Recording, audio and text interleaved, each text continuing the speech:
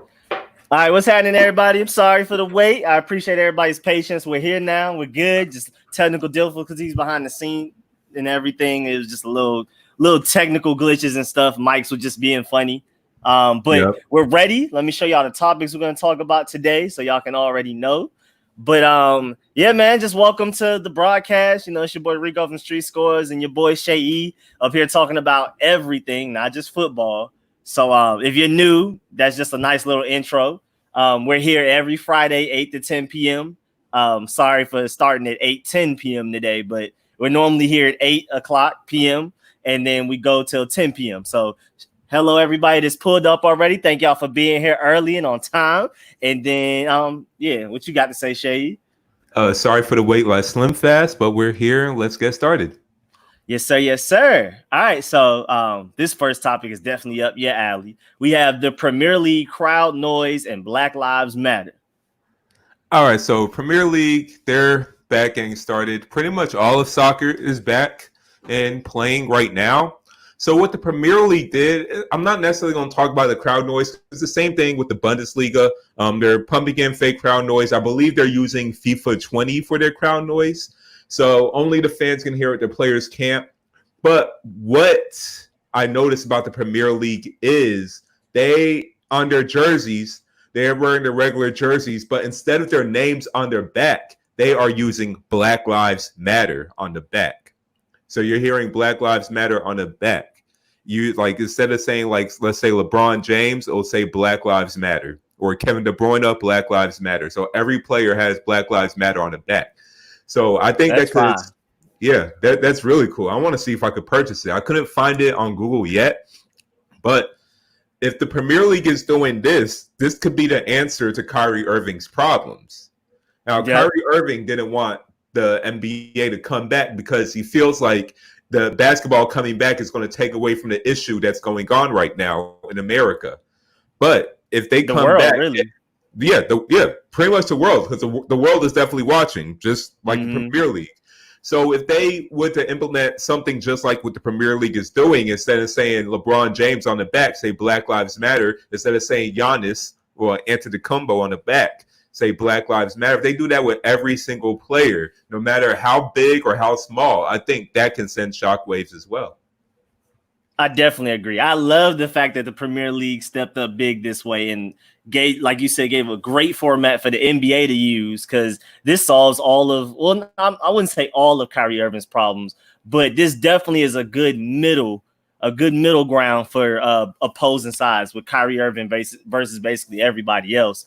I'm very glad that the Premier League stepped up big that way. It's sad to see a European team step up in a way that we need quicker than an American team, but at least, you know, they're laying down the groundwork, they're showing it. And then I'm over there trying to fix the fire. We know this, Seyi. We know this. We try to do it slowly like wouldn't nobody notice. But yeah, man, shouts out to the Premier League for stepping up big that way and being a trailblazer. Because I mean, they have a lot of black players over there anyway, so it makes a lot of sense. So again, shouts out to them. I'm very happy they're doing that. The Black Lives Matter on the back of the shirts is big. That's really, this man Seyi is struggling. That man Seyi is struggling. You didn't see that. He might as well just hold it up like this the whole time. His arm gonna get tired. Shouts out to Kobe. But yeah, man, shouts out to the Premier League for doing their thing on that. That's a really good idea. NBA should definitely implement that.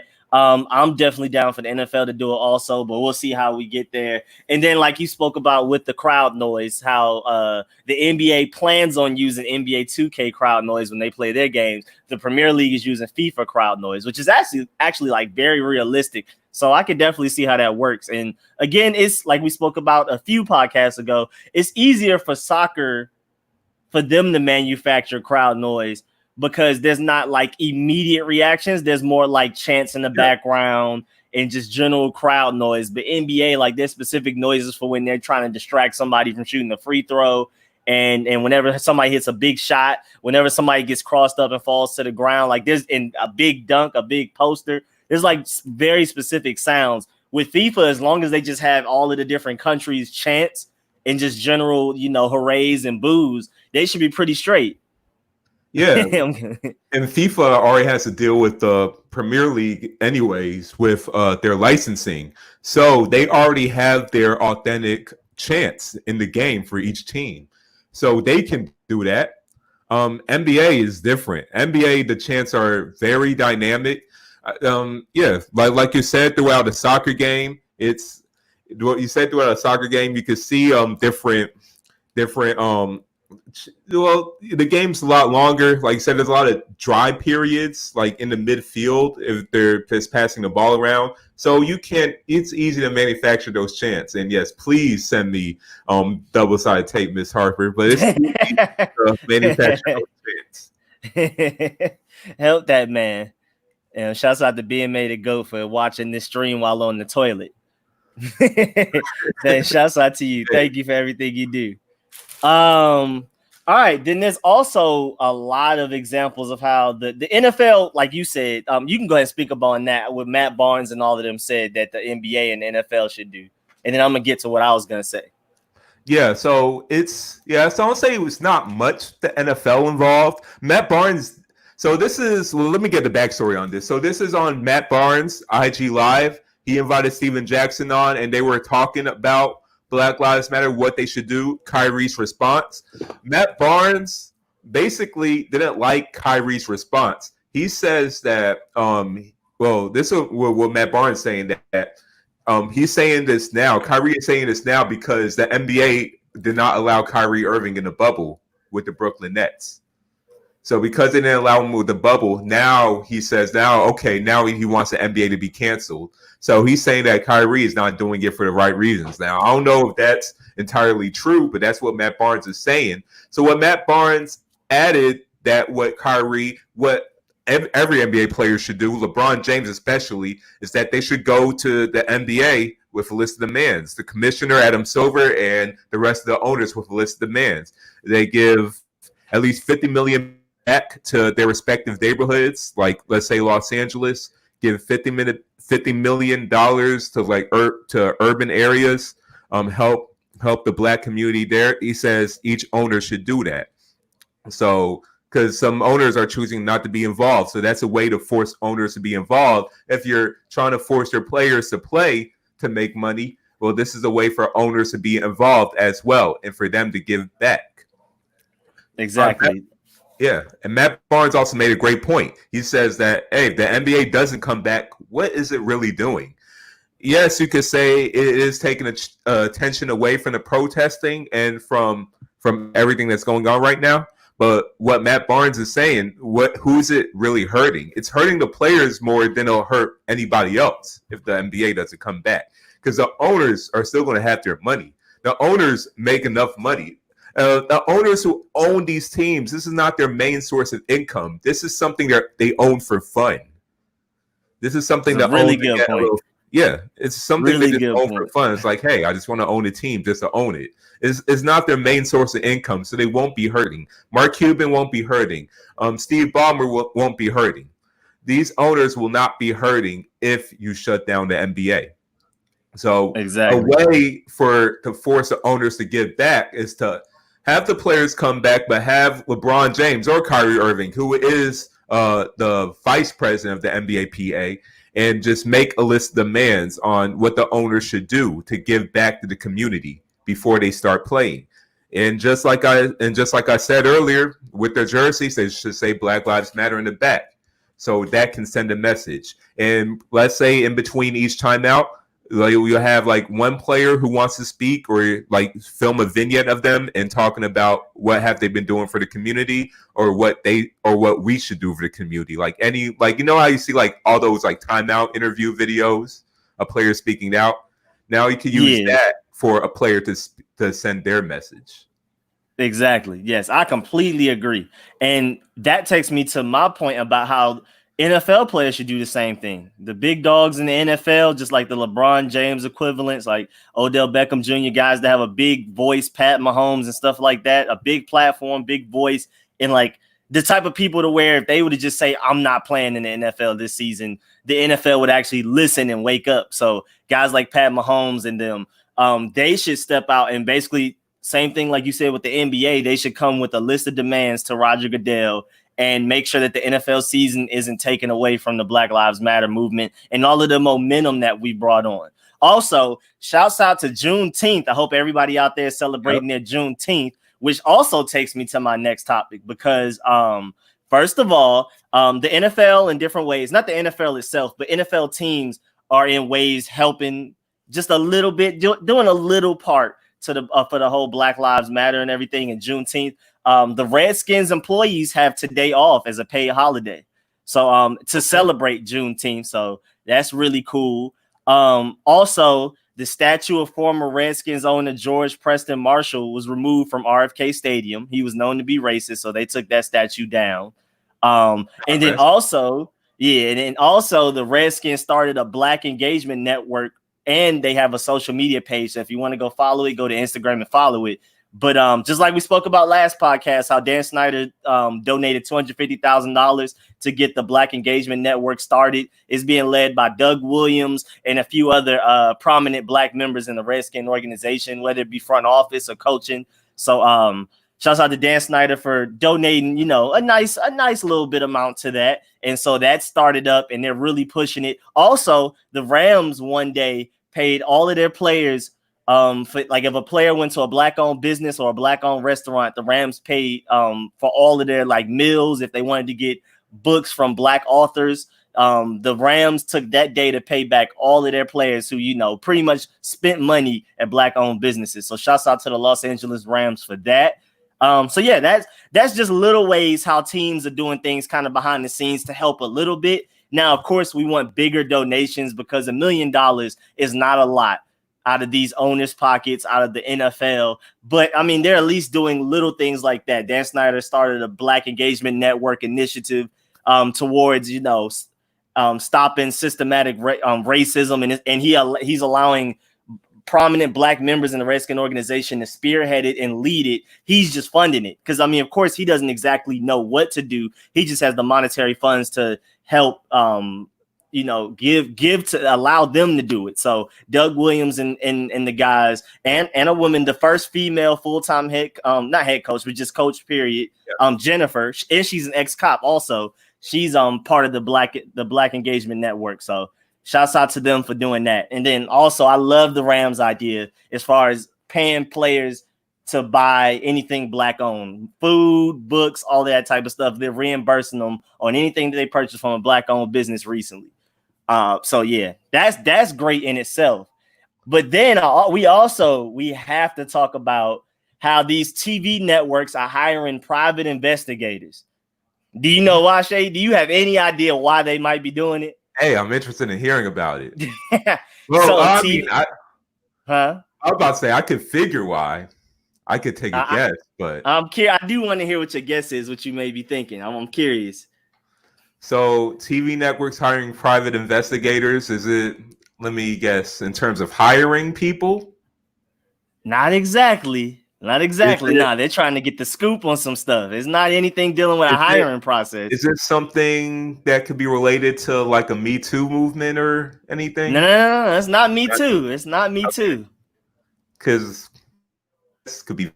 No, I want to hear about it. I don't know. All right. So TV networks have hired private investigators to scope celebrities' social media for racial comments. So now they have private Sherlock Holmeses going down just random celebrities' social media pages, even if it's like something from years ago. There's private investigators now that have been hired to find it and to expose it and everything. So TV networks are trying to make sure they get the scoop. They're going to be the first to let everybody know. Now, it may be with malicious intent. It's not necessarily to help Black Lives Matter movement at all. Huh? Wait, so they want to let everybody know once they find it? Or yes, they want to be in the front of it. They want to be the ones to let the world know. So they don't want to delete it and make sure it gets out. They don't want to delete it and make sure it gets out. They just want to at least inform everybody. Yes, from what I've read, they want to be the first to release the information. So I don't know if it's for their own selfish reasons or if it is to help the Black Lives Matter movement, but they're going to random celebrities' pages and going deep into their history and trying to see if they can find any racist comments so they can expose them. But wait, this doesn't make the TV networks look good because it'll ask like, why didn't you do this in the hiring process anyways? Oh no, they're Why doing it now? for random celebrities like singers and stuff, not people involved with their TV networks. Oh, okay. So not just actors. Yeah. Because there's an example that I didn't bring up the last podcast, Hartley Sawyer. For anybody who watched The Flash, he plays elongated man, and he got fired for racist tweets, racist and sexist tweets, misogynistic tweets. Do they delete the episodes he's in, or they just leave it and he just doesn't get to make any new ones? Oh no, the season like literally ended like a couple weeks before that happened. So they were so they're going to be on to next season. But he was in an interesting storyline. He actually had the most interesting storyline like of his whole his whole time with the show. Yeah, series with the show. Yeah, he has the most interesting storyline right now. So right when he finally has a storyline, that happens. His storyline is such a big part of the show that you can't really just delete him off the show. You can't really just take him out the show. So I'm interested to see how they do it. I've heard that they might recast him. Because so they're just gonna bring some new guy. Yeah. So the powers of elongated man is that he could stretch, he could rearrange his face. So since he has the power to rearrange his face, I think they're going to just play that into storyline that he permanently rearranged his face to somebody. That's a good bailout. That's a really good bailout. That's a really good bailout. That's pretty funny, but yeah, that's crazy. That probably what started the private investigations. Yeah, man, they're not playing. I'm pretty sure it has quite a bit to do with the people they've hired, but I think from what I've read, they're looking at other celebrities so they can expose them. I think they're like vigilantes almost. Like they're just hiring private investigators to just expose random people. Like not even somebody that's involved with their network. I think they just want to be the first to jump on the stories and to be like the heroes that expose them and stuff like that. But it doesn't make the companies look good. Well, I say give or take because you're still.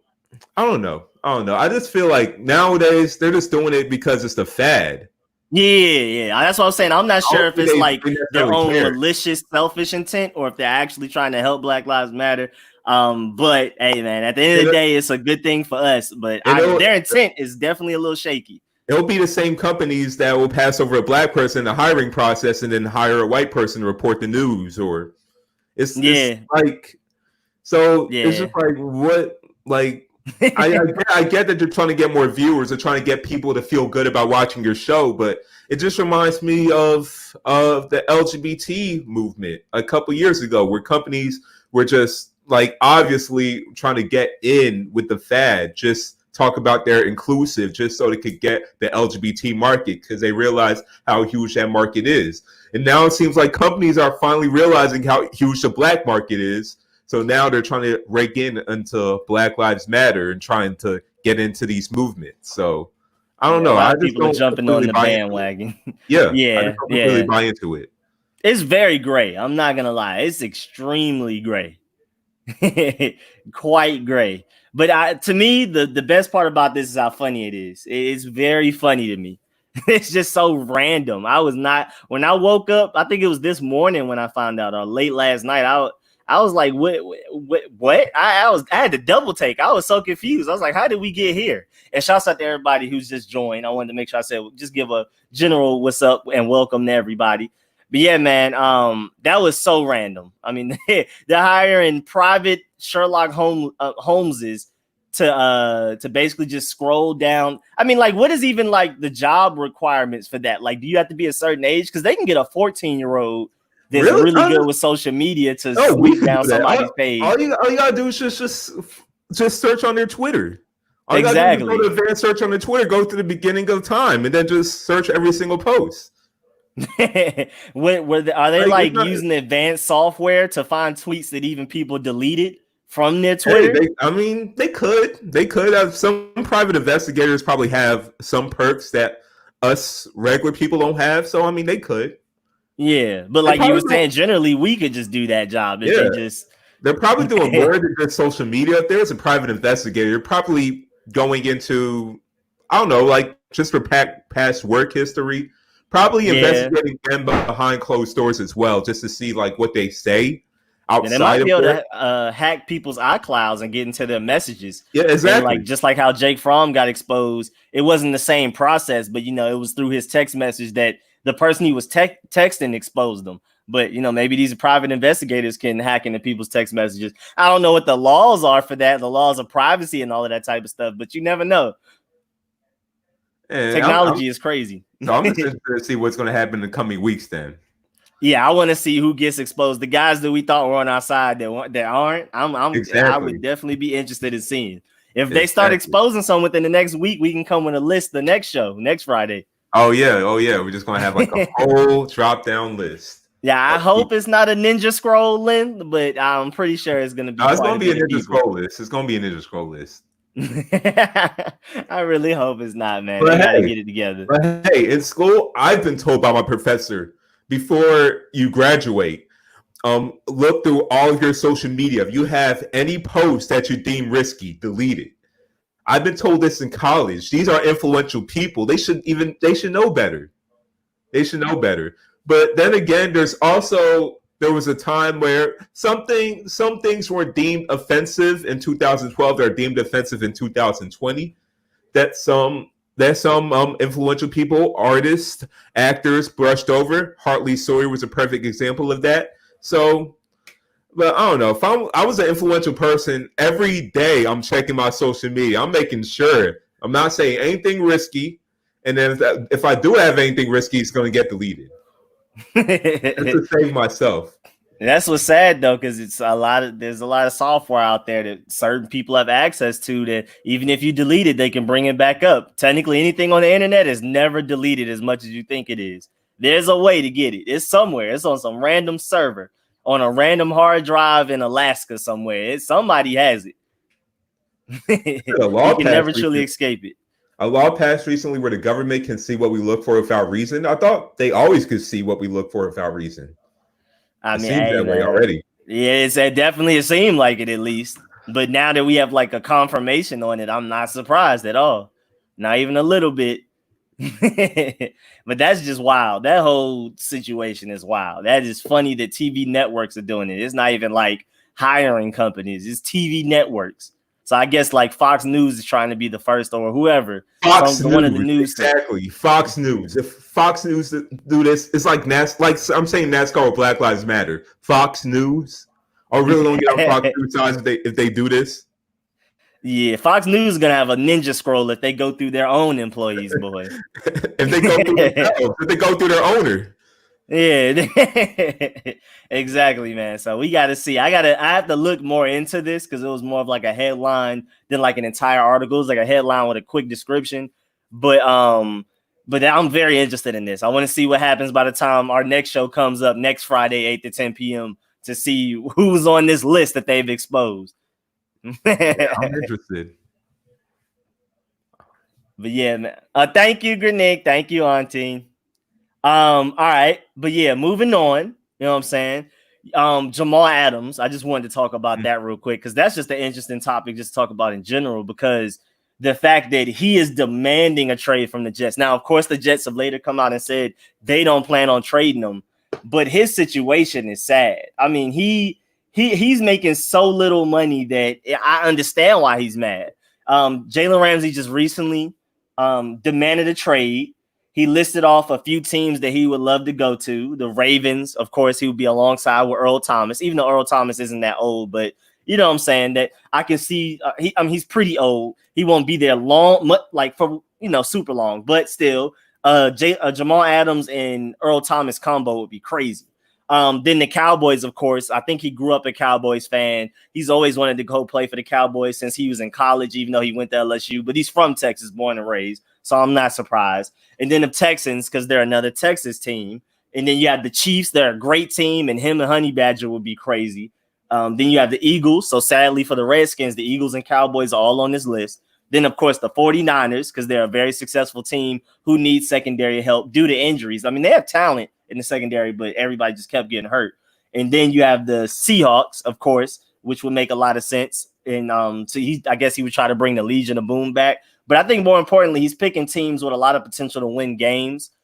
He wants to play with great quarterbacks so that the defense doesn't have to win games. That's the common thing I'm getting from all of this, really, except for Dak Prescott. So all of these teams have quarterbacks that can carry a win almost. Well, the 49ers is just a great team overall. He doesn't believe Sam Darnold can become a superstar? Well, mostly his biggest problem is the money.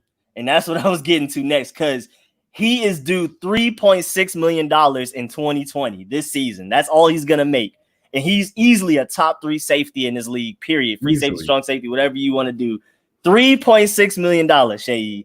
I mean, it is ridiculous. And he's only due $9.8 million in 2021. Now, it's his rookie contract. So, of course, I mean, it completely makes sense. But, I mean, it's his rookie contract. The Jets are not obligated to restructure his contract and pay him more money. But, I mean, it's just sad to see somebody like him with that great of a talent. I mean, he was drafted in 2017. His rookie season is the only time he didn't make a Pro Bowl or an All-Pro. Immediately the next season, 2018, he makes a Pro Bowl and he's second team All-Pro. And then last season, he's first team All-Pro and, of course, a Pro Bowler. So, I mean, he's as productive as it gets, bright young talent.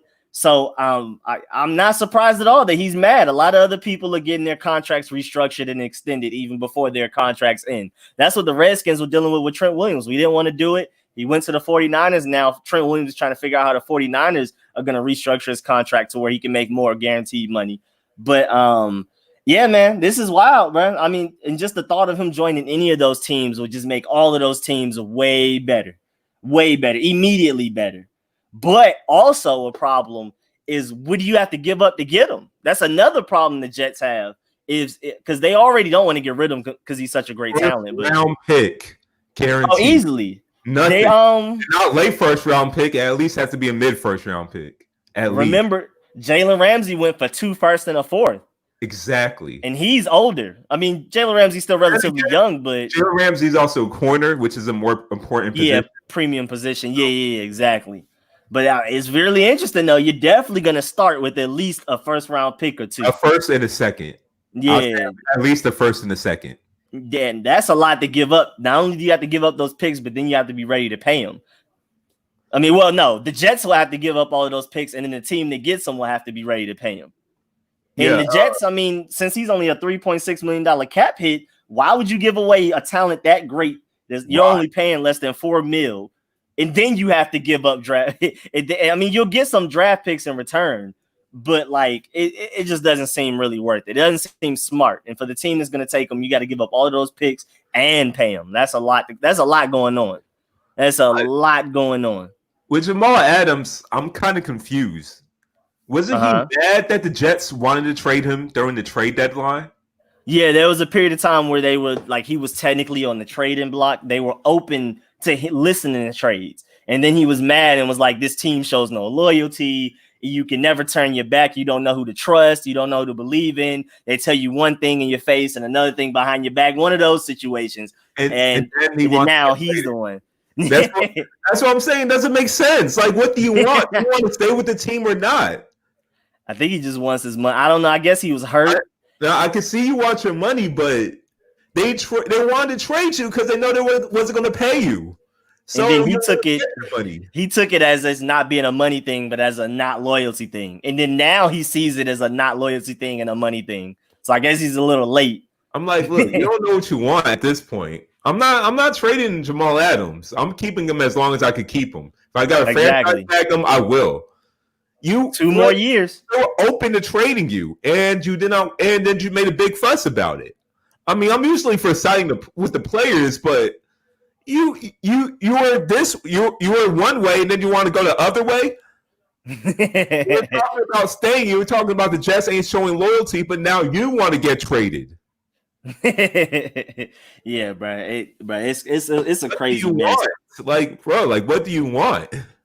All I want is for him not to go to the Cowboys and preferably not the Eagles also. But as long as he doesn't go to the Cowboys, I don't care where he goes, honestly.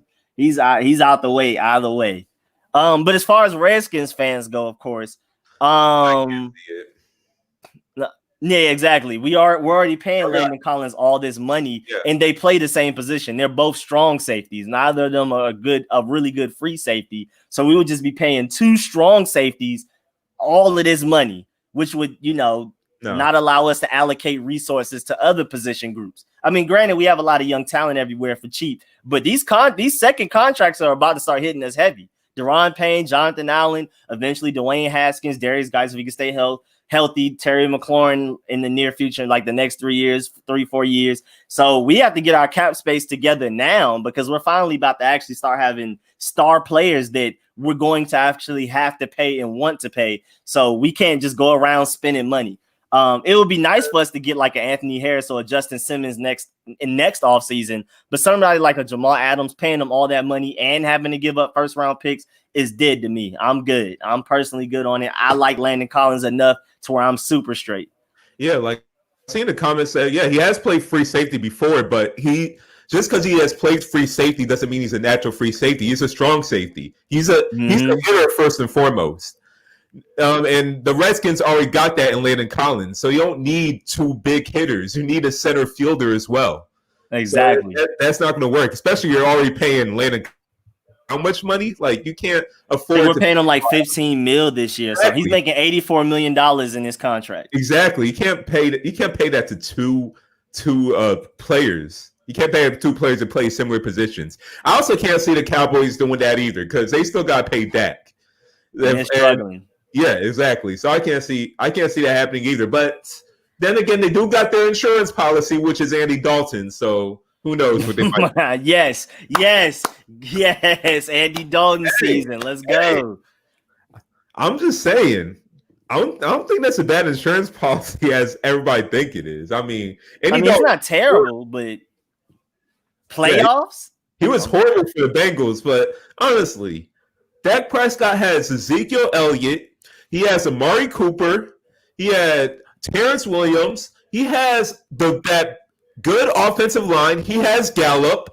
He has all this talent on his team. He has veteran leadership in Jason Witten. He has all this talent on his team. So why do you think he's producing? He has all the talent. So, and I really think that's really an average quarterback, slightly above average at best.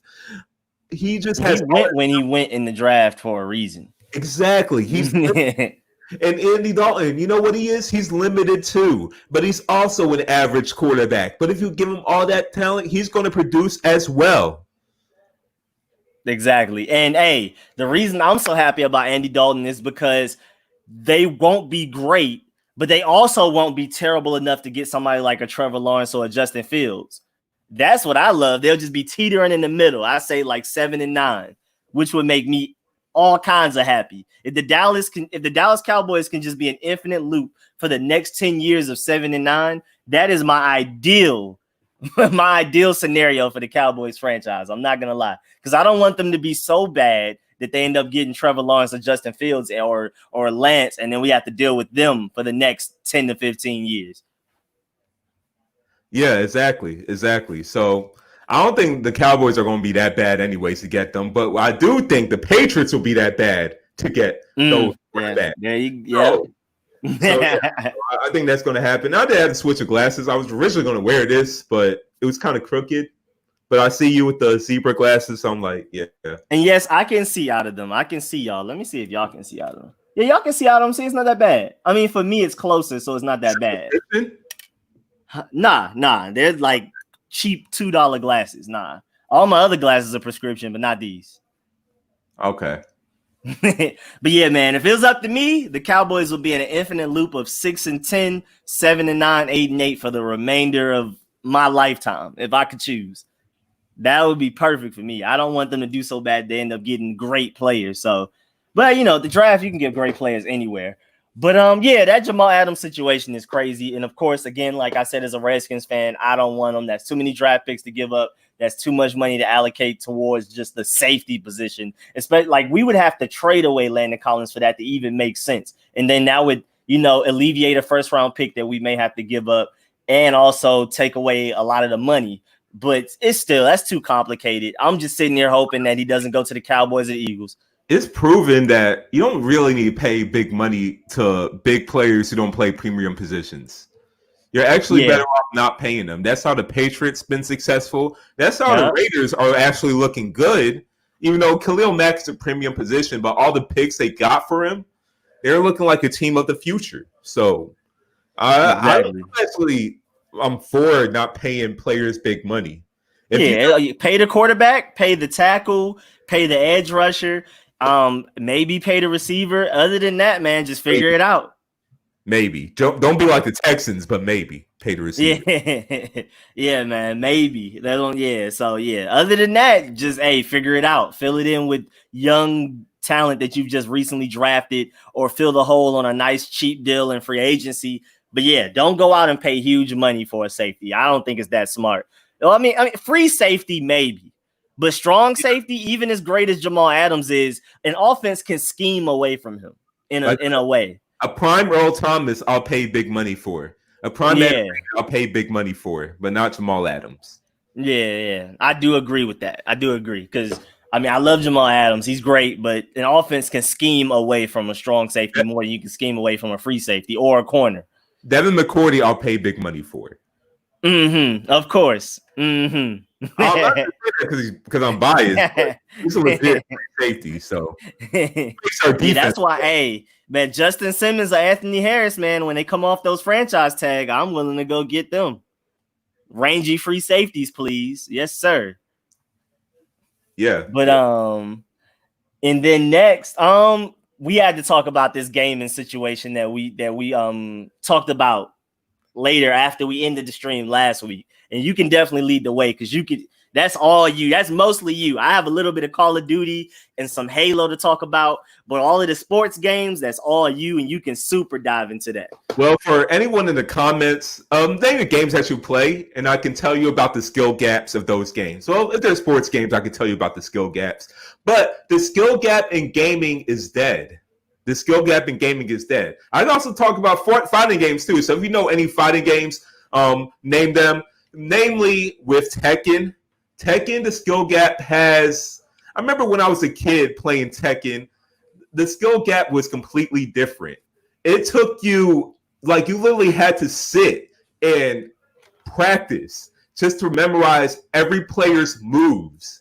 But nowadays, you just press one button and you could do a whole combo. Forget all of that. Exactly. Switching over to sports games.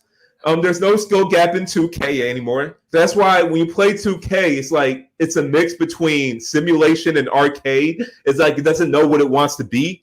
So many animations, man. So many animations you can't do anything about. The guy doing it doesn't know he's gonna do it. The guy that it happens to them, there's nothing they can do to stop it. So many canned animations, yes. So many canned animations. So you can't really do much about it. And about the badges. The badges at first, when they were introduced, it was much better. But now it's overblown. You got the Hall of Fame badges, you got the rookie badges, but it's just flexible release. Flexible release is like the worst badge ever. Hall of Fame, they literally reward you for having bad releases. And ultimately, when it comes to basketball games, the biggest skill gap that you can achieve other than running plays is your release timing. And they literally were like, well, you can just put on Hall of Fame flexible release and you're good. Or Hall of Fame, what's the one? Quick draw, I think that's what it's called, quick release. Oh, yeah, I hate the fact that they took away where you could change your own speed of your release. Now you have to use a badge for it. And then also there's that one badge where you're better at contested shots. Not deep range Did-I, because that's a late contest. No, I can't remember the exact name, but there's literally a badge for when somebody is there before you shoot it and you shoot it anyway, and it helps you make a shot. I know what you're talking about. I forgot the name too. I know what you're talking about. But yeah, so many of the badges overlap, and it just makes these players superhuman. That if you have a player with the same exact ratings but with no badges, the player with the badges will play significantly better. And oh yeah, of course. Oh yes, man. 2K loves them. Exactly. The thing with the NBA, you see players do these highlights. You see Steph Curry shoot half-court shots. You'll see the occasional dunk by LeBron James. by Zion when him been dunking somebody. But what 2K does is it takes those highlights and then make it on every single possession. Like they're capable of doing that on every single possession, which makes it unrealistic.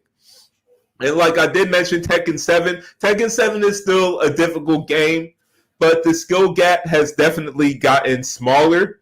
But that's because these companies, 2K included, are just trying to make money. And the way to make money is to get everybody involved. And the way to get everybody involved is to lower the skill gap. So people can pick up the game, and then all of a sudden we can get lucky enough and then go into tournaments. We don't have to spend months learning every single trick. We can just learn a couple of tricks that get the system, and we can go in the tournament. So because of that, there is no skill gap in gaming. So I don't know if anybody in the comments knows this, but games today are less fun. They are less fun. They're more for children. Everything is locked behind a paywall. Like the graphics are much better, but you can play games like for any of my PlayStation people. If you play the Crash Bandicoot series, like how they remade Crash Bandicoot. If you play that, it reminds you how difficult games used to be, that you had to think to get through the level. Nowadays, games you don't have to think. Everything's locked behind the paywall, and there's no skill gap. And I don't even want to talk about FIFA. FIFA is horrible to skill gap. If anyone in the comments play FIFA too, you know what I'm talking about. I used to be an avid FIFA player.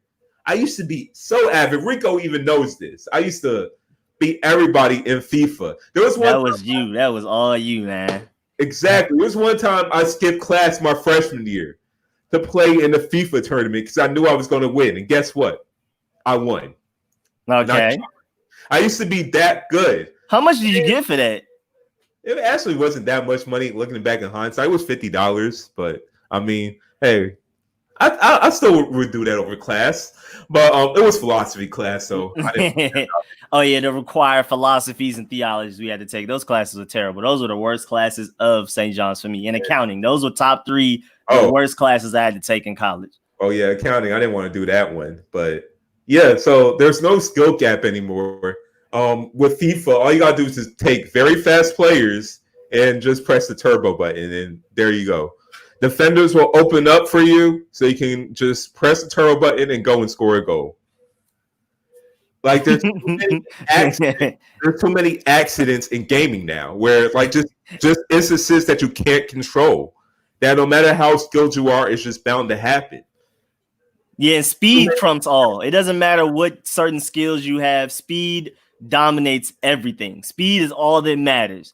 When it comes to Madden, if you have a fast running back, he's better than the guy that runs people over because the fast running back just off of speed just tends to break as many tackles as the guy that actually has the bulldozer badge or whatever it's called that Derrick Henry has. I mean, it's just speed is all that matters. 2K, especially my team. Oh my Lord, with the cars they come out with. Where a David Robinson that is just as good of a 3-point shooter as Steph Curry and just as good of a dribbler as Kyrie, but then he's 7 feet. Huh?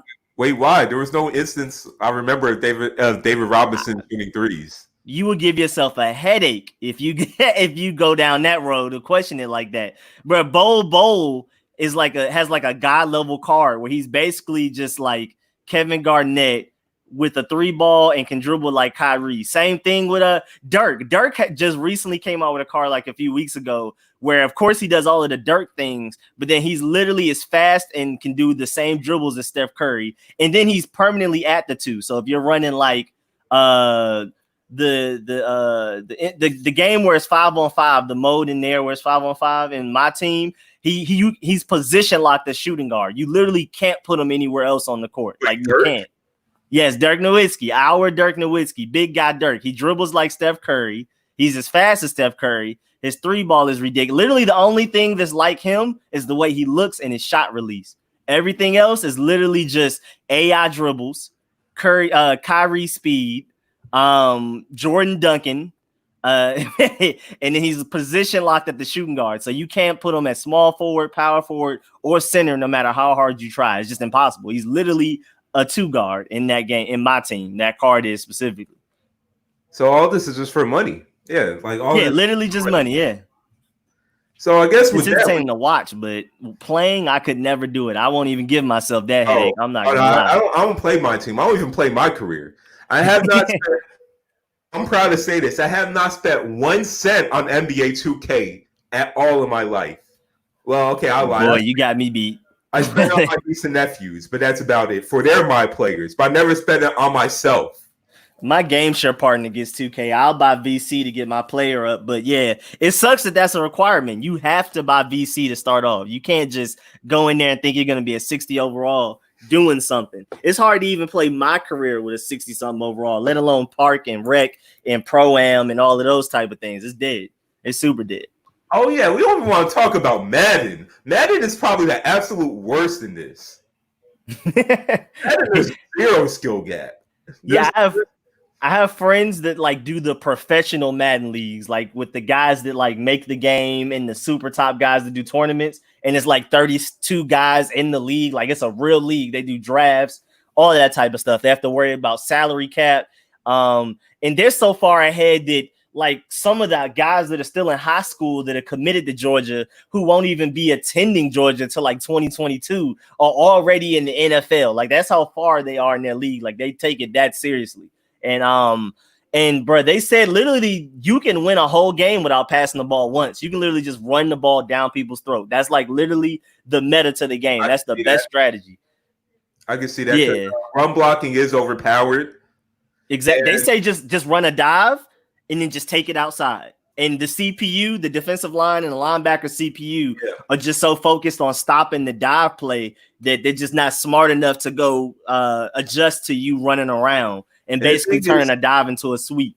We are in 2020 and the AI is not smart enough. In Madden 2005, the AI could adjust that. Oh, yeah. Speaking of that, Madden 21, they were releasing their new features. And they said that this is a new feature. The defense will adapt to your plays, adapt to your movements. Why is that a new feature in 2021?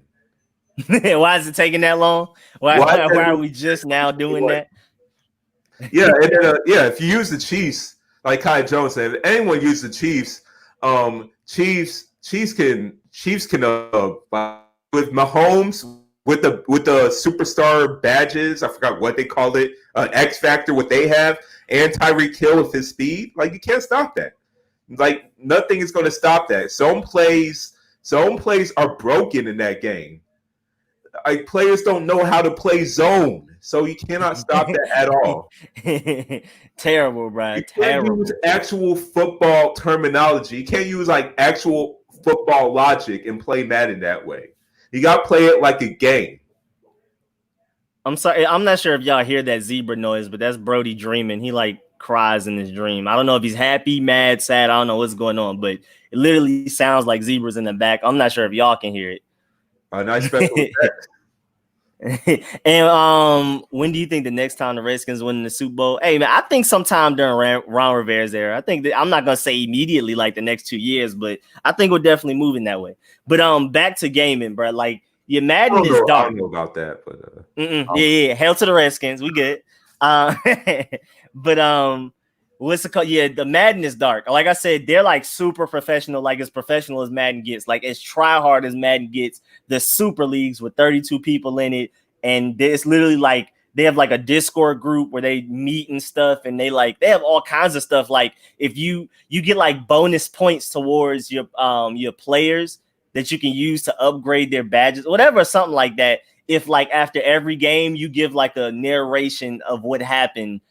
And then like put it in the Discord group or something. Like it's really active, really involved. Like it's literally it's like a committee, and they check everybody's like summaries of the game afterwards, and then you'll be given extra points. Like it's super serious. And they all of them have said that literally just run the ball. Don't throw it. Don't even hurt yourself unless you just have these elite running guys like Tyreek Hill or somebody turned Paris Campbell into a beast. I mean, it's crazy. Like I said, they have guys that are still currently in high school at the NFL level now, and it's insane. It's insane. Like their teams are crazy, but yeah, all you gotta do is run the ball. It doesn't matter what quarterback you have. You can have Pat Mahomes, and that's nice and all, but do you have a good running back? Do you have a good offensive line? That's all that really matters. That's sad because it's a flawed game. And then FIFA is a similar thing too. In FIFA, all you gotta do is play the 4-2-1-2 formation, the diamond formation, because the game's mechanics, the defense cannot stop that. The defense can't stop narrow formations with no wingers, because the fullbacks, which is the defenders that play on the end of the pitch, they're programmed to defend the wingers. So they're not programmed to defend all the players that if you play in a narrow formation, they're not programmed to stop midfielders. It's not programmed to adapt. So it's that same philosophy in FIFA, which is also another EA Sports game. So if you play 4-2-1-2, it's nearly impossible to defend that. And to stop your defenders from running all over the place, you have to start the game on ultra defensive. So your players can at least be positioned.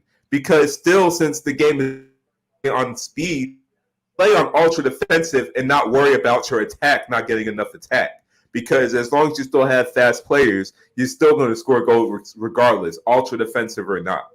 So playing on balance, you will actually hurt yourself. So you got to play on ultra defensive. Yeah, and then that's similar to 2K. I mean, a lot of games, my friends that are, try hard 2K players, as soon as the game starts, it's an immediate, like before the tip off even happens, everybody press start and then they go and do their defensive adjustments or whatever, like aggressive in passing lanes, double team certain players, and then like they set it all up. It takes like 30 seconds at the beginning of the game, and then their teams just feel overpowered. Yeah. I can't 2K. Yeah, I can't play these games online. I can't. It gets grimy. I tried playing FIFA for money, but once I saw the exploits, it just wasn't fun anymore. It was like I was trying to force it. It's way more about winning than the actual fun, which is why we play video games in the first place. Yeah, it's all exploits. It's all exploits. Everything is exploits now. So I want to go ahead. I'm about to say, I just want to ask you, Rico, have you seen the PS5 and the new Xbox trailers, games that are coming out? I've heard about them. I didn't watch any of the showcases though. I watched a couple. I'm still wondering why GTA 5 is coming out on another generation console. Made on PS3. Why is it coming out on the PS5 again? Skyrim is coming out on the PS5. Well, the Spider-Man's they're gonna have Miles Morales as the main character for Spider-Man. That is fire. Yeah, and the graphics, he done a huge glow up. The graphics look amazing. Oh, that's a bet. I'm definitely watching somebody play that. I won't play it because I won't have a PlayStation, but I'm gonna watch somebody. Corey X Kenshin, Rad Brad, one of them is gonna be playing it. So I'll definitely tune in. So one thing I'm just wondering about with the PS5 is the price. Now, I think they learned from the mistakes of having a $600 console as they did with the PS3. I've seen the rumor that the price might be $550. Amazon had a leak that the price might be $550. Xbox is going to be $500. I'm just hoping it's at that $500 range because I'm not sure if I'm going to buy it day one. I want to see what games come out. Like I want to see what day one games come out because they show some games that are coming out in 2021. I want to see what day one games are coming out for the PS5 right when it like releases. Because I bought a PS4 on launch day, and honestly, it was just a glorified streaming service. It was basically a bigger Roku for me because there was no games to play. It was all remastered games, so all I did was just watch Netflix and Hulu on it. I've heard that everything is going to be backwards compatible for both systems. So technically, Xbox is confirmed. PS5, it seems like it will be, but it's not really a definitive confirmation. Okay. At least I think that for PS4 will be backwards compatible. We don't know about the older consoles. Okay. Hey. That makes sense. I can't be mad at it. I mean, I feel like they should. It would be smart. Again, I'm not going to buy a PlayStation until like I'm in New York. I'm not rich, but I'm well off. I'm paying my own rent and everything, and I just have money sitting on the side for no reason. Then I'll get a PlayStation, but I'm going Xbox mostly because of Halo and my party chat. But yeah, I'm excited. I mean, I'm not sure if Xbox is doing it, but I know PlayStation is going to have a no disc tray version that will be cheaper, which is smarter for me because I don't buy disc anyway. I have a game share partner. I've been with them We've been game share partners for like 4 or 5 years now, I think at least. So he buys one game, we both get it. I buy one game, we both get it, and that's how everybody in the party chat is set up. Everybody has a game share partner. So it's no point for me to buy disc anymore. And there's no point if Xbox comes out with a version where I can save money by not getting a disc tray. I might as well get that, because if everything's going to be backwards compatible, all of my stuff is digital anyway. So it's just like I definitely might as well go ahead and get the cheaper version, the one with no disc tray. I never plan on using a disc tray. I don't watch movies through my Xbox. I don't watch movies, period, really, unless I'm downstairs with my mommy. It's no point. I don't buy games on disc anymore. I refuse to give Game Share their money. And you can always find a cheaper price online for a digital copy of something than the hard disc copy, the actual one you can hold. Not always. I feel like I find my best prices with disc games actually than digital games. Boy, I'd be fine. Like CD keys in them be setting me up. Oh, bro, somebody's outside. Well, CD keys is good if you got an Xbox, but CD keys I don't think there's too many PlayStation games that have CD keys. Yeah. Oh, they don't? I've never even noticed. CD keys are good for PC games, and then Xbox games are essentially PC games as well. So I think it could work with that, but I don't think it's compatible for PlayStation. At least I've never seen it. Oh, okay. I get it. Yeah, I guess it just depends what console you have. I mean, I love disc. I just love having that collection. I just love having it's like a toy collection. It's like just having the disc. And to me, honestly, there's way too many exploits you can do if you get a disc. Too many exploits. Too many. The GameStop 7-day rental. If any of my gamers in the chat know, the GameStop 7-day rental. All you gotta do is get a pre-owned game from GameStop, get it, return it within 7 days, and get your money back. So all you gotta do is just watch the website, see what they have in pre-owned, which location, go get that pre-owned game. It could be the new Madden, it could be Last of Us 2, which just came out, it could be a new anything. As long as they have it pre-owned, you can get it, beat the game, return it within 7 days. I did that for Spider-Man. I can't even do that. I don't even play single player games, so I have to permanently keep the game. I wish that could work for me. Well, hey, if I want to try out a game, if I'm iffy on buying it, I do that. So I like that. eBay is great for me because I can find new release games on eBay for like $40. So those are disc. Yeah. I don't know if I remember I told you this like a couple years ago. On Facebook Marketplace on Black Friday, they were selling newer games for like $20. It was just the Spanish version of it. So when you get the disc, you did. You did. Yeah. And then I got Assassin's Creed Odyssey when it just came out for $20. So the jug is strong with disc. And when I saw that the PS5 was releasing a discless version, it actually kind of got me scared because it made me think that maybe they're slowly phasing out on disc games. Maybe because you know how PlayStation releases like a new version of a console like halfway through that development process. Yeah. So it got me thinking maybe that console that they release, like I say 3 years later, the new console they release won't have a disc version. And no, I don't need to learn Spanish because all I gotta do is just go to the game and change the settings, turn it back to English. So I don't need to learn Spanish. All I did was save $40 on my games. I got 3 games that way. Hey, you gotta do what you gotta do. I definitely understand that, but I would just be letting my game share partner down because if you buy a disc, your game share partner doesn't get it. And hey, you definitely better go out there and protest, making sure they keep the disc forms of stuff because. Literally, like out of my like 20-something friends on Xbox, nobody buys disc for anything. So it's definitely starting to turn into a dying format. But I mean, as long as they know like people out there still want disc, then probably they will keep, producing more disc games. But you definitely better go out there and be the voice of it. Because like I said, out of like 20 of us on Xbox, nobody has bought a disc in years. So it's just. But like you said, it's an Xbox thing. You can use Game Share. I mean, you can use Game Share on PlayStation, but I don't think you can play for it as long. So it's basically not really useful for PlayStation. And Kai Jones says you hate using used games, but hey, you're playing a game for free. That's how I see it. Yeah, all you gotta do is change it from Spanish to English. I would do that if I could do a digital version of that. Yeah, and the GameStop 7-day rental. Just get a pre-owned game, beat it within 7 days, or play within 7 days, and return it back. You're playing a game for free. They're giving you your money back. The employees tell you to do this. They don't care.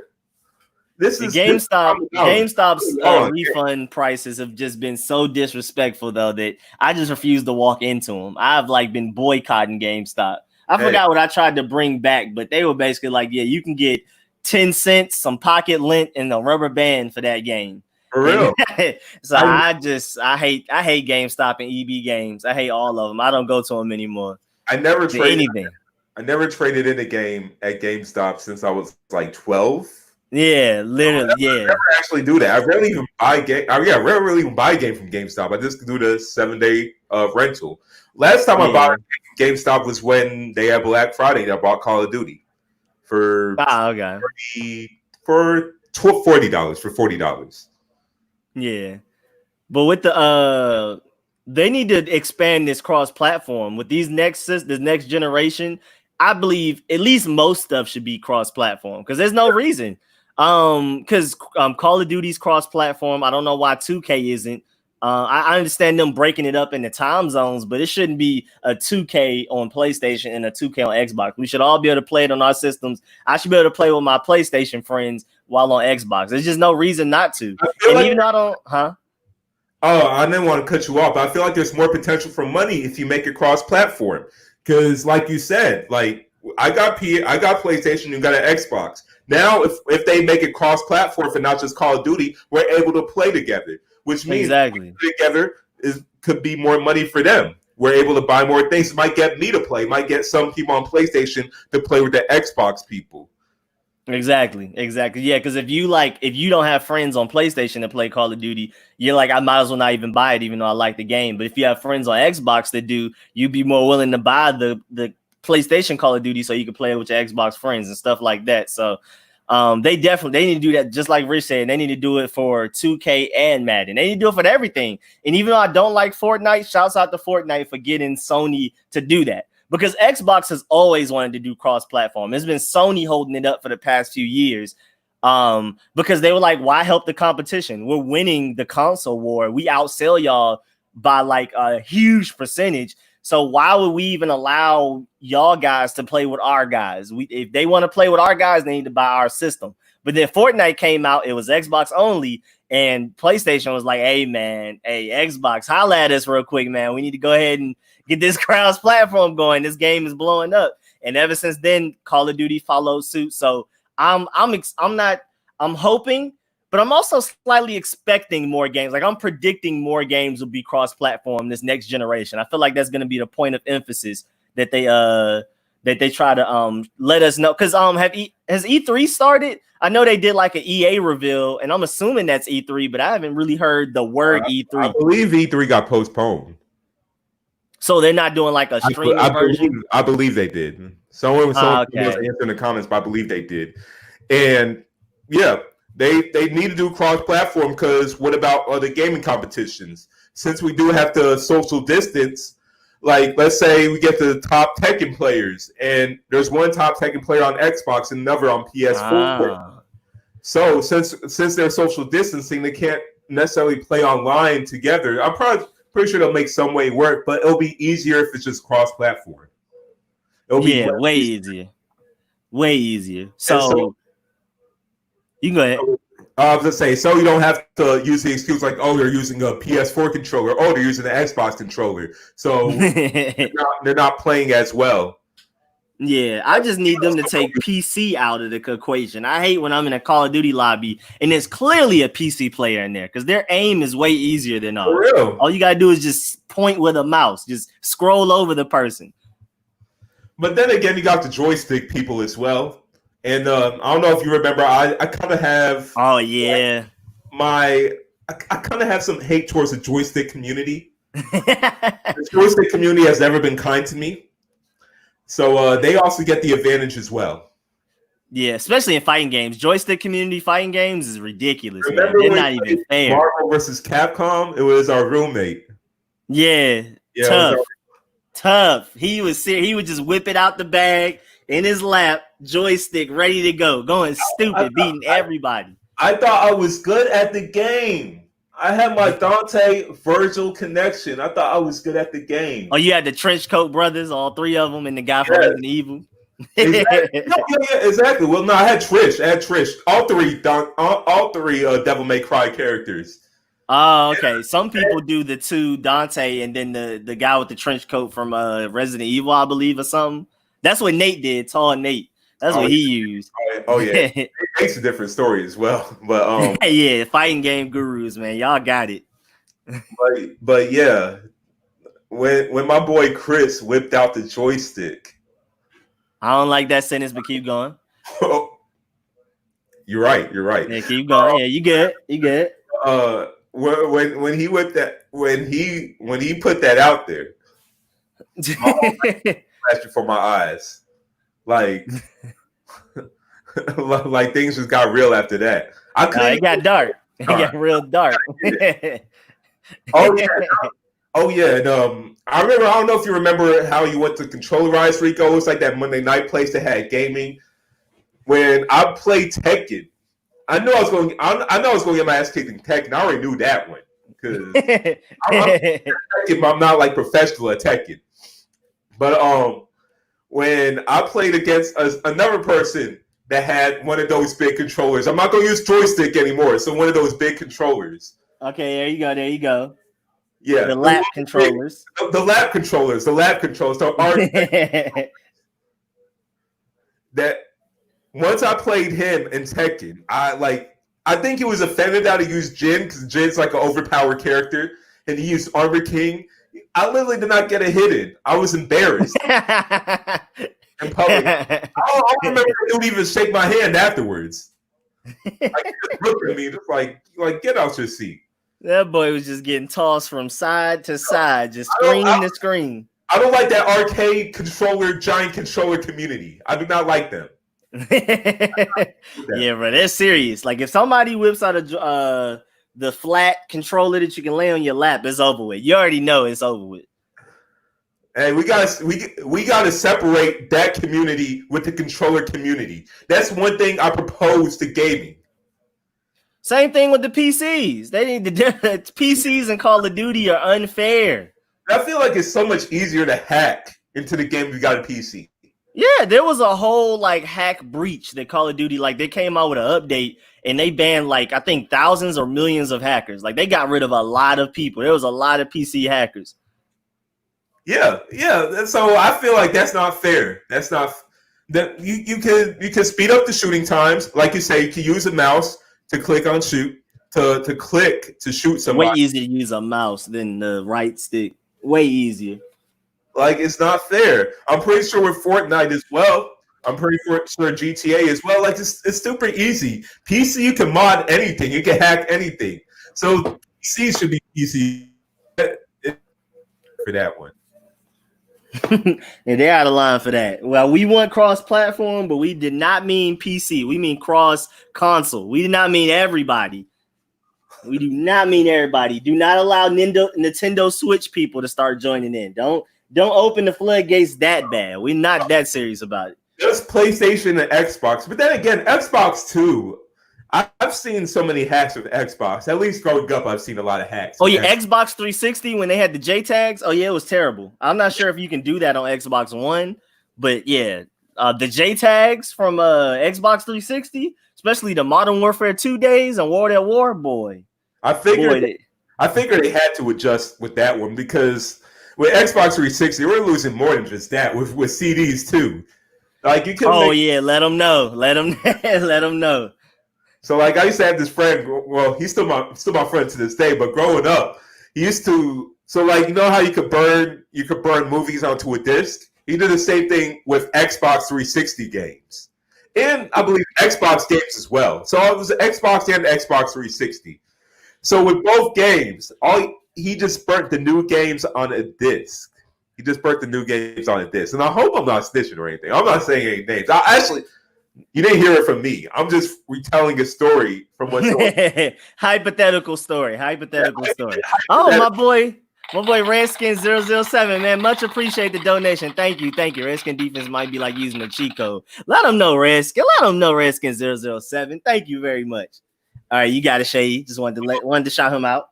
Oh yeah, you're good. Well, this is a hypothetical inference that I've probably seen in my past life that has happened, where might have gotten CDs, and might have burned them. Yeah, allegedly. Allegedly. Get CDs, burn games on them, new games that you got online, and get that game for free, essentially. Someone might have allegedly sold those games too for a discount for a discount to get some profit. The new Gears of War came out. Actually, matter of fact, allegedly, I've seen people get the new Gears of War before the game even came out. Online, down movies. So Xbox 360 and Xbox had that exploit, and that was the one time I probably would have wanted to get an Xbox. But me being an upstanding citizen that I am, I was like, no, I can't do that. I must abide by the rules and get a PS2 or PS3 at the time. I can't do that because I do not break crimes at all. I do not commit. I do not commit crimes. So that is wild. I just seen it. I didn't seen it. I just thought I saw it. Allegedly happened. But it's crazy that people can actually, like, during that time, people actually downloaded the games and played them before they weren't even released. So I seen people have like every single game known to man, and it was so fun. I remember that is ridiculous.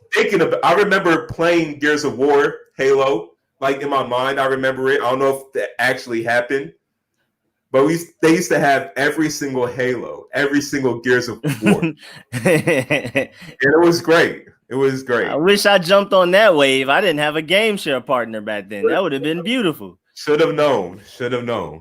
Well, I actually don't know if it happened, but I mean, you didn't hear it from me. It allegedly happened. Okay. That is wild though, to be able to just download a game and burn it on a CD. That is, or a DVD or whatever. That is amazing. I wonder. I feel like Xbox have cracked down on that because this person allegedly also got shut down on Xbox Live multiple times because I guess Xbox Live could read if you're playing on a burned disc. So they actually shut them down on Xbox Live. All you gotta do is just make a new account. Yeah, that is true.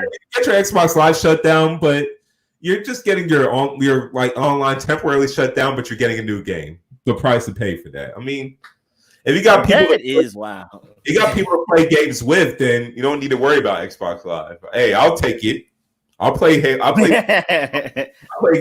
of War if I don't have to play Xbox Live.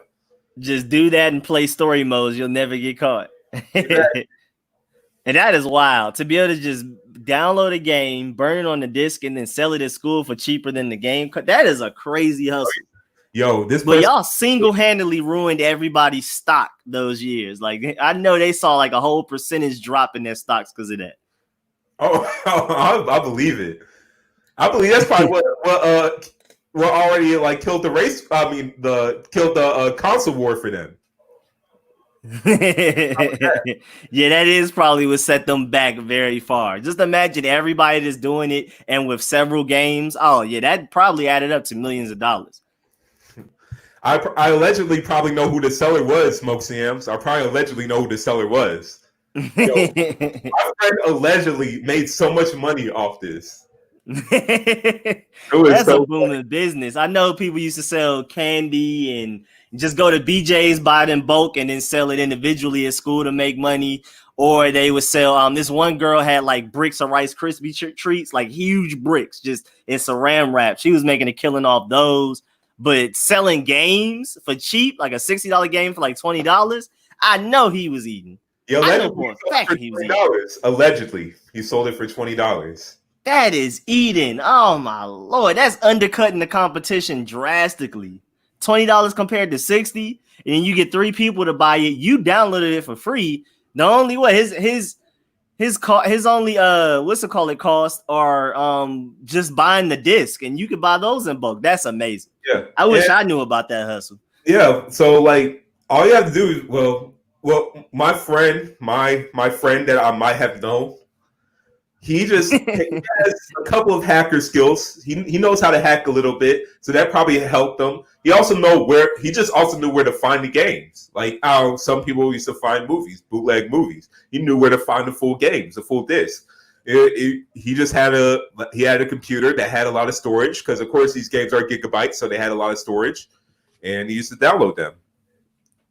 That is ridiculous, man. So what happens if the disc gets scratched? Do you just be in a mission and then just glitch out and fast forward you to the next mission? Like, how does that work? Well, the disc is scratched. I don't know. I don't think that ever happened. I think just get a new disc and download the game again. So y'all were clean and smart thieves. Oh, I remember Pirate Bay. That's how you get like is Pirate Bay still up? I know that's how like a lot of people got their music software and stuff and movies. It's not as exploitative as it used to be, but it's still a thing. That was like the video game music software, movie making software, like equivalent of like LimeWire and FrostWire when it was out. Reddit's where it's at now. Reddit. Anything you want in life, it's on Reddit or in a Discord group somewhere. You just got to find the right Discord group. It doesn't matter what you want. Yeah, I can't even go into detail on that. The Discord is wild. Reddit and Discord are wild. Oh yeah. Discord can be private, so yeah, man, it's dark. I allegedly might have gotten some Chick-fil-A sandwiches for 50 cents. Allegedly.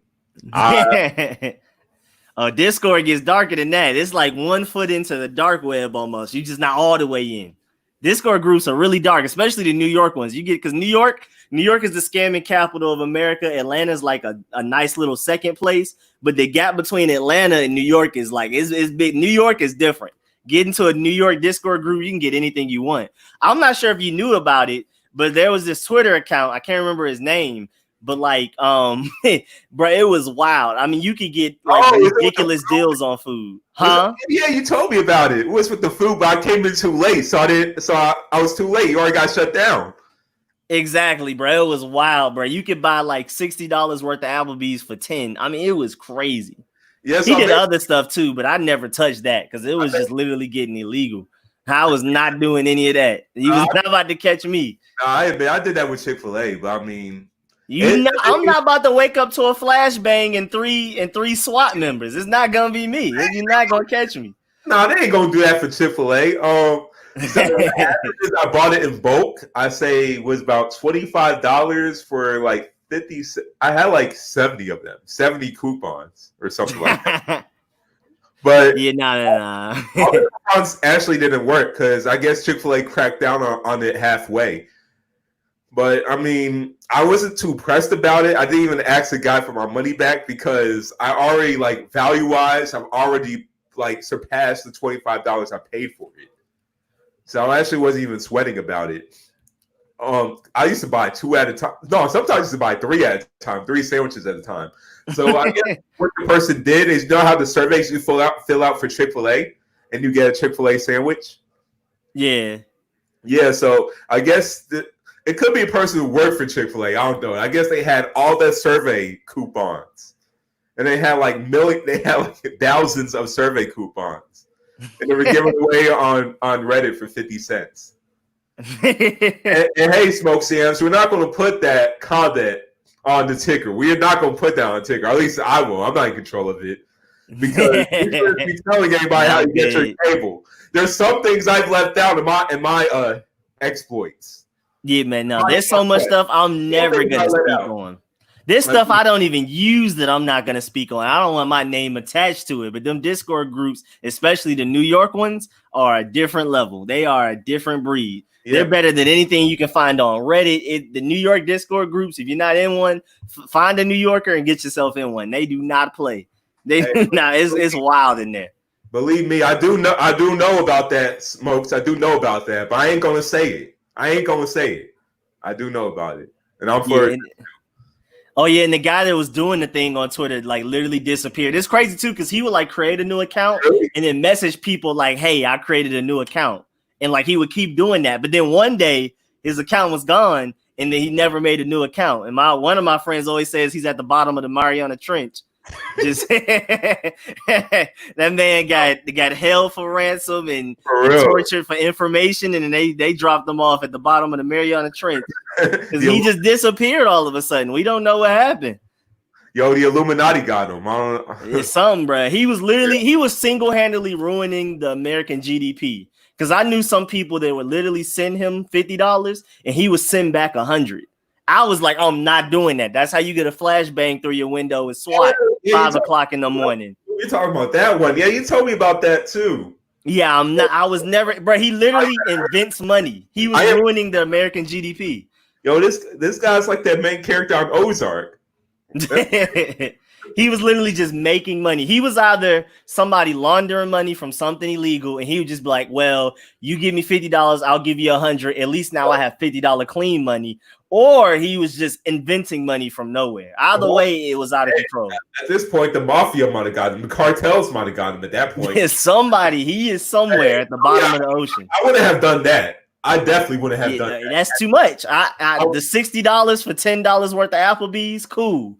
But sending $50 and getting $100 is terrible. Yeah, Y'all not getting me. that not getting me. That money could be traced. I am not doing that. I am so good on that, boy. That's how you wake up tied up. It's not gonna be me. Remember the story in Atlanta? I'd say it was about Brookhaven. I think it was the Brinks truck that fell over, and then loads of money fell on the highway. Do you remember that story, Rico? No. So there was a Brinks truck where, like literally, like the door opened, and then money fell out. So people stopped in the middle of the highway on I-25 and picked up the wads of money, the wads of cash. Oh, I do remember that. Yeah, I remember that. Yeah. Thing was, I think I was on that road like I'll say hours before that happened. Oh, sick. So I was on the other side, but yeah, I was super sick. I mean, that money could be traced back, but there was so much money that was lost at that brake truck. I don't think they could possibly find that. Hey, I would have no remorse about picking up that money. Oh, I would have been going stupid. I keep Target bags in my trunk at all times. I would have been going stupid, loading up bags. Yeah, they were asking for the money back, but what are they gonna do? Like, okay, kindly give it back. I remember they can't track that. They can't track. There was one sucker. There was one sucker who came back and gave the money back to the police officer. They took a picture. He's an honest citizen. Couldn't be me, but you know what I'm saying? That's dope, man. Shouts out to him, man. Oh, no, he's an idiot. Hey, but shouts out to him for doing the right thing. Couldn't be me, but the police officer said, like, oh, this guy actually took the bait. You know what? Let's take a picture with him to make him seem like he's noble. We're just laughing at him for being an idiot. Just a town hero. That man was in the middle of a newspaper where it was hard to see him, but he was on it. I was stupid. Basically. Hey, man, shouts out to him, bro. But it's weird because I didn't know this until I left Atlanta. That, like, literally when I say I'm from Atlanta, the first thing people say is, are you a rapper or are you a scammer? That's literally like the stigma we have. But I promise you, New York is worse. I promise you, on everything I love, New York is worse. We might be second, maybe, but New York is without a doubt number one. You can't beat New York. If you can get yourself into a New York Discord server, you're eating. You're good. You set on anything you want, anything you can ask for. It's literally one step into the dark internet. I would have done that. Someone in the VA found over $1 million unmarked in a duffel. They turned it in. I've seen stories like that everywhere. Virginia, California. That one I would have turned that in. The only reason I'm scared is because it can be like the mafia, the mob, or somebody like the Mexican cartel. I'm saying mostly a black car just watching you, a black truck watching you. Just bait. Like, I'm good on that one. In a duffel bag too? Yeah, I'll turn that in. Like I was just like, hey, just give me a quick reward, like 10% of that, and I'm good. Just I'll turn that in. Right, you found $1 million in a bush. Yeah. I don't know what I'm doing, honestly. Numbers, I don't know. If I see money, I don't know. I just feel like there's just so much money. Still track it back, but then again, have all the people that took the money really had returned the money back? They didn't say anything about it. Oh yeah, they eating. They got new shoes, new game consoles, new weave, all that. What I would have done, I would have just put the money in a foreign bank somewhere where you can't really trace it. I'm gonna put that in my Delta account that don't have nothing in it. Just the Delta account. Somewhere, yeah, man. That is why I don't know what I would do, because I'm only afraid of if that's like some like mafia or Mexican cartel money that I found. That's the only thing I'm afraid of. It's $1 million in a duffel bag. I'm not falling for that one. I watched too many shows to know that that's just getting yourself killed. If you want to get yourself killed, just do that. $1 million in a duffel bag in a bush. I will not take that bait. That is scary though. That is wild. Yeah. Have you watched True Crime Ozark? I mean, come on now. Like I won't take that. That is why, yeah. But the scamming in Atlanta and New York is rampant. You better be safe. I've been approached by so many people in Atlanta. Hey, just you got a bank account, you know what I'm saying? I can flip your 3,000 to 9,000. I'll take 4, you take 5. You feel me? I get that. If you at 5 points downtown out the train station, it's somebody waiting to ask you for your bank account. You got Bank of America? What you got? Chase? You know what I'm saying? I can hook you up. It's always them. Of course, you got the people on Instagram, but the worst are the ones that's in person walk up to you. You got a bank account. And like I don't know who's falling for these. Like, yeah, I got a bank account. Let's do it. I don't know who's falling for them, but they're out there every day. You can go right now and you're going to get approached by somebody. Oh, yeah. All the time. And I got friends from high school that hit me up. Like, oh, you got a bank account? Like, I'm stupid. Y'all ain't getting me. y'all ain't getting me people that I used to hang out with. They'll hit me up. Like, you got a bank account? I can flip your 1,000 to 10,000. You know what I'm saying? We can make this happen. I also know a few people, too, that, like, there was some CashApp scam going for a while. And now, like, a couple of my friends are banned from CashApp. They can't use Venmo. And I think they can only use Apple Pay, or they're banned from Apple Pay also and have to use something else. I can't remember, but they're banned off like several of those money things, because there was like it wasn't like really they were scamming. It was just like an exploit or a hack that you just had to take advantage of for that period of time before they fixed it. And they are banned. Was it the $5 thing? Just like if you invite someone to get $5, or was it something? No, I don't think so. It was something. It was something where they were making way more than $5 each time. I mean, they had Jordans off of it. I can't remember. We gotta find that out. It was crazy. Nah, PayPal's not one of them. They can still use PayPal, but I know for a fact it's Cash App and I believe Apple Pay, and I think something else. They're banned. They're done. I think Venmo, they're done. Literally can't use it. They can't create a new account or nothing. Have you or anybody in the comments been on Twitter and find the post of people saying that the first 500 people to like and retweet, I will be sending $1,000 to $1,500 in your Cash App if you post in your comments your Cash App information? No, I'm scared of those, man. Has anyone ever done that? No, I'm personally scared, but they seem like those are not scams. Especially when it's like some guy on Twitter with like a check mark next to their name with millions of followers, like a philanthropist. But I'm still scared, me personally. I'm not going to lie. I'm scared of all of it. They can't take your money out that way. Yeah, I mean, technically, yeah. I'm still scared, though. I'm just one of those skeptical people. So I done it for the first time today because, Juneteenth, and they were using that. Oh, it's Juneteenth. So any black person who puts their Cash App, the first 500 to black people to put their Cash App, I will be sending $1,000 for them for their reparations. And I did not believe it at all. I didn't believe it at all. But I was like, hey, what do I have to lose? So I just put my Cash App there. And just to let you know, I made $0 off of it. So from 2 accounts, I put my Cash App information there, made no money. So I think people just do that just so they can a cheap way to get followers, likes, retweets to get viral. That's interesting. I mean, but yeah, hey, you didn't lose anything. That scam. Yeah, you didn't lose anything. You just, just didn't get anything additional. But yeah, you didn't lose anything, so that's cool. And this boy Smoke Jam said, so you went and did all the grocery shopping, but you didn't pay for it. And then that guy was like, "I'll give you $25 for your cart," and then he just left. He didn't want to be in the grocery store for too long, type thing. He didn't care if you even had the right products or not. I'm very confused. Hey. I am very confused. So you got $25 without even paying for anything? Yeah, he literally, all he did was just go around the grocery store, shop, put stuff in his cart. Somebody told him, "I'll give you $25 for your cart." And the guy just took off. And then, so now I guess Smoke Shams just had an extra $25, and now he had to re-grocery shop again. Where you stay at? I need to find whatever grocery store you go to. You gonna be shopping for them boys all day. I'm just gonna get a shopping cart. I'm just gonna put random things in my car. I'm not even gonna buy it. Just gonna walk around. Just hoping somebody approaches you. Walking around, look like I'm shopping. That is so stupid. That is crazy. That's super. That's a free $25. I don't know how you can say no to that. All you gotta do is just go get your stuff again and then pay for it like you originally planned.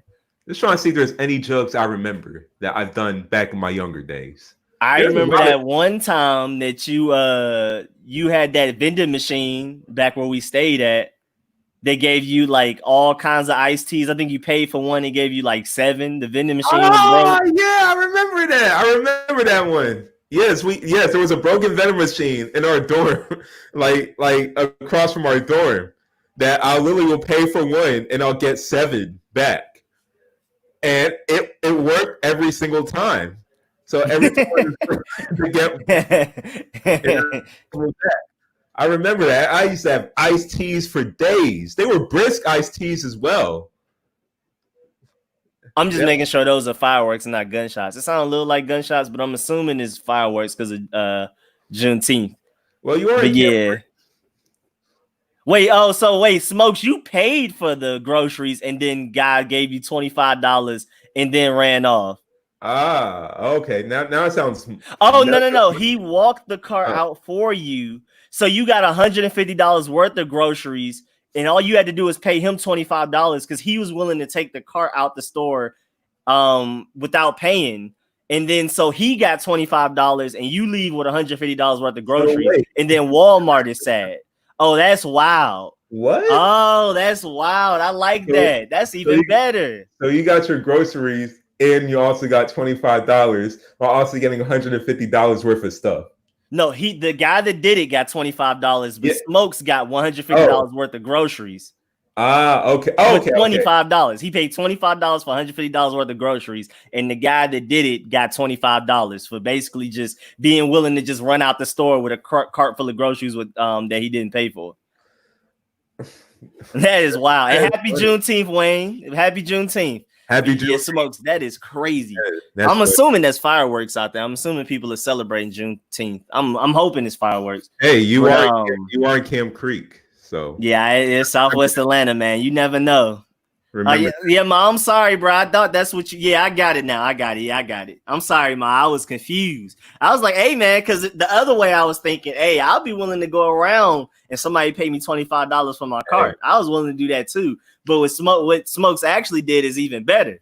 That man saved $125 that day. So you just paid due to $25 so he could commit the bad deed. You won't get in trouble for it, but you get your groceries. Yeah, that's a different type of runner. That's a different type of runner right there. I still need to find where you stay at, so I could get that job too. I'll be first if I had $150 worth of groceries. That would be ridiculous. That is wild. Hey, Smokes, you don't know how hard it is to read comments while it's scrolling. We don't have time to comprehend everything you're talking about. So it is kind of a struggle. I remember those Aldi days with us going, boy, that train ride with having to carry milk and stuff all the way back. Like, what was it, like 30 minutes, 45 minutes one way, 30, 45 minutes the other way, and you got to walk to the mall. Workout. Well, Boy, cheap. All these was so cheap that it was worth it. you had to do it, but I was walking around with my arms was so much more defined than walking around with groceries, backpack full of groceries for like 2 hours. That was crazy, but it was worth it. Like you said, that was wild. I don't know. I'll never forget that time too, where we in NYU, we went to like a random NYU meeting, and then we went to it was like something pro-black. I forgot what it was, but we went to some poetry and some stuff like that. So we were actually there for a reason. But then while we were leaving, there was like some type of club, like a architect club. I don't know what they were doing. And they were like, hey, y'all, if y'all want free food, come get it. Because, you know, we created this club. We bought all this food, but nobody wanted it. So I had to go all the way back from NYU, hour 30-minute train ride, all the way back to our dorm with like huge cases and aluminum pans of food. I mean, I stuffed rice in one, chicken in the other. I think we had some type of like red sauce spaghetti in another. It was just all kinds of stuff. I had like 3 stacks of them. It was like this tall, at least this wide, and super heavy and hot. And I was struggling. It was a painful hour and 30 minutes, but it was worth it. I fed the whole dorm for a week. We were straight. It was so beautiful, man. I'll never forget that. I was your suite mate at the time, I think. Yeah, we fed the whole dorm. We were eating rice, chicken, and spaghetti and random bread, and I forgot what else it was for like a week, just eating. Oh, or I wasn't your suite mate at the time. I think it was the first semester that time where I wasn't your suite mate, but I was moving into your dorm. Yeah, you were transitioning. You were there a lot. So I came in and I got some food. Yeah, came in, got some food for my troubles. But do you remember? Let's see. We have so many of our stories. Do you remember the time where we were working conference services during the summer? We were tour guides for exchange students. Yeah, for Italians and Chinese exchange students. That's where I learned Italian. Well, I never even saw a Chinese student. I know y'all said it, but I never even saw one. I led a tour group with Chinese students. Never, ever. I thought it was only Italians until like afterwards. Like I literally never saw one. That's crazy. The Chinese students came towards the end. But I completely missed it. I was with the Italians the whole time. I taught them English. They taught me Italian. That's why when I studied abroad, when I went to Italy, I was straight because I was already good. I already knew a good amount of Italian. Like we were literally helping each other. But yeah, you got it. All I learned was profanity in Italian. But they taught me everything. How to count all of that. I tried taking an Italian class after, but I failed. But that's neither here or there. Oh yeah, I learned Italian the quickest talking to them than I ever did using the app or trying to read it. Yeah, it was way easier with them. Oh yeah. They were definitely great for us. But I remember during the cafeteria where we used to get food for free. Well, yeah, we used to get food for free. It was like once a day or something like that. Yeah. A lot of coworkers didn't take it for granted. Yeah, we only got it once a day during the afternoon, so it was really our lunch. And it closed like at 6 o'clock or something. So what we used to do is we used to get Tupperware. We used to get Tupperware for us and take as many patties and just like as many entrees as we could possibly take. And we had food for weeks. All of our coworkers were looking at us weird.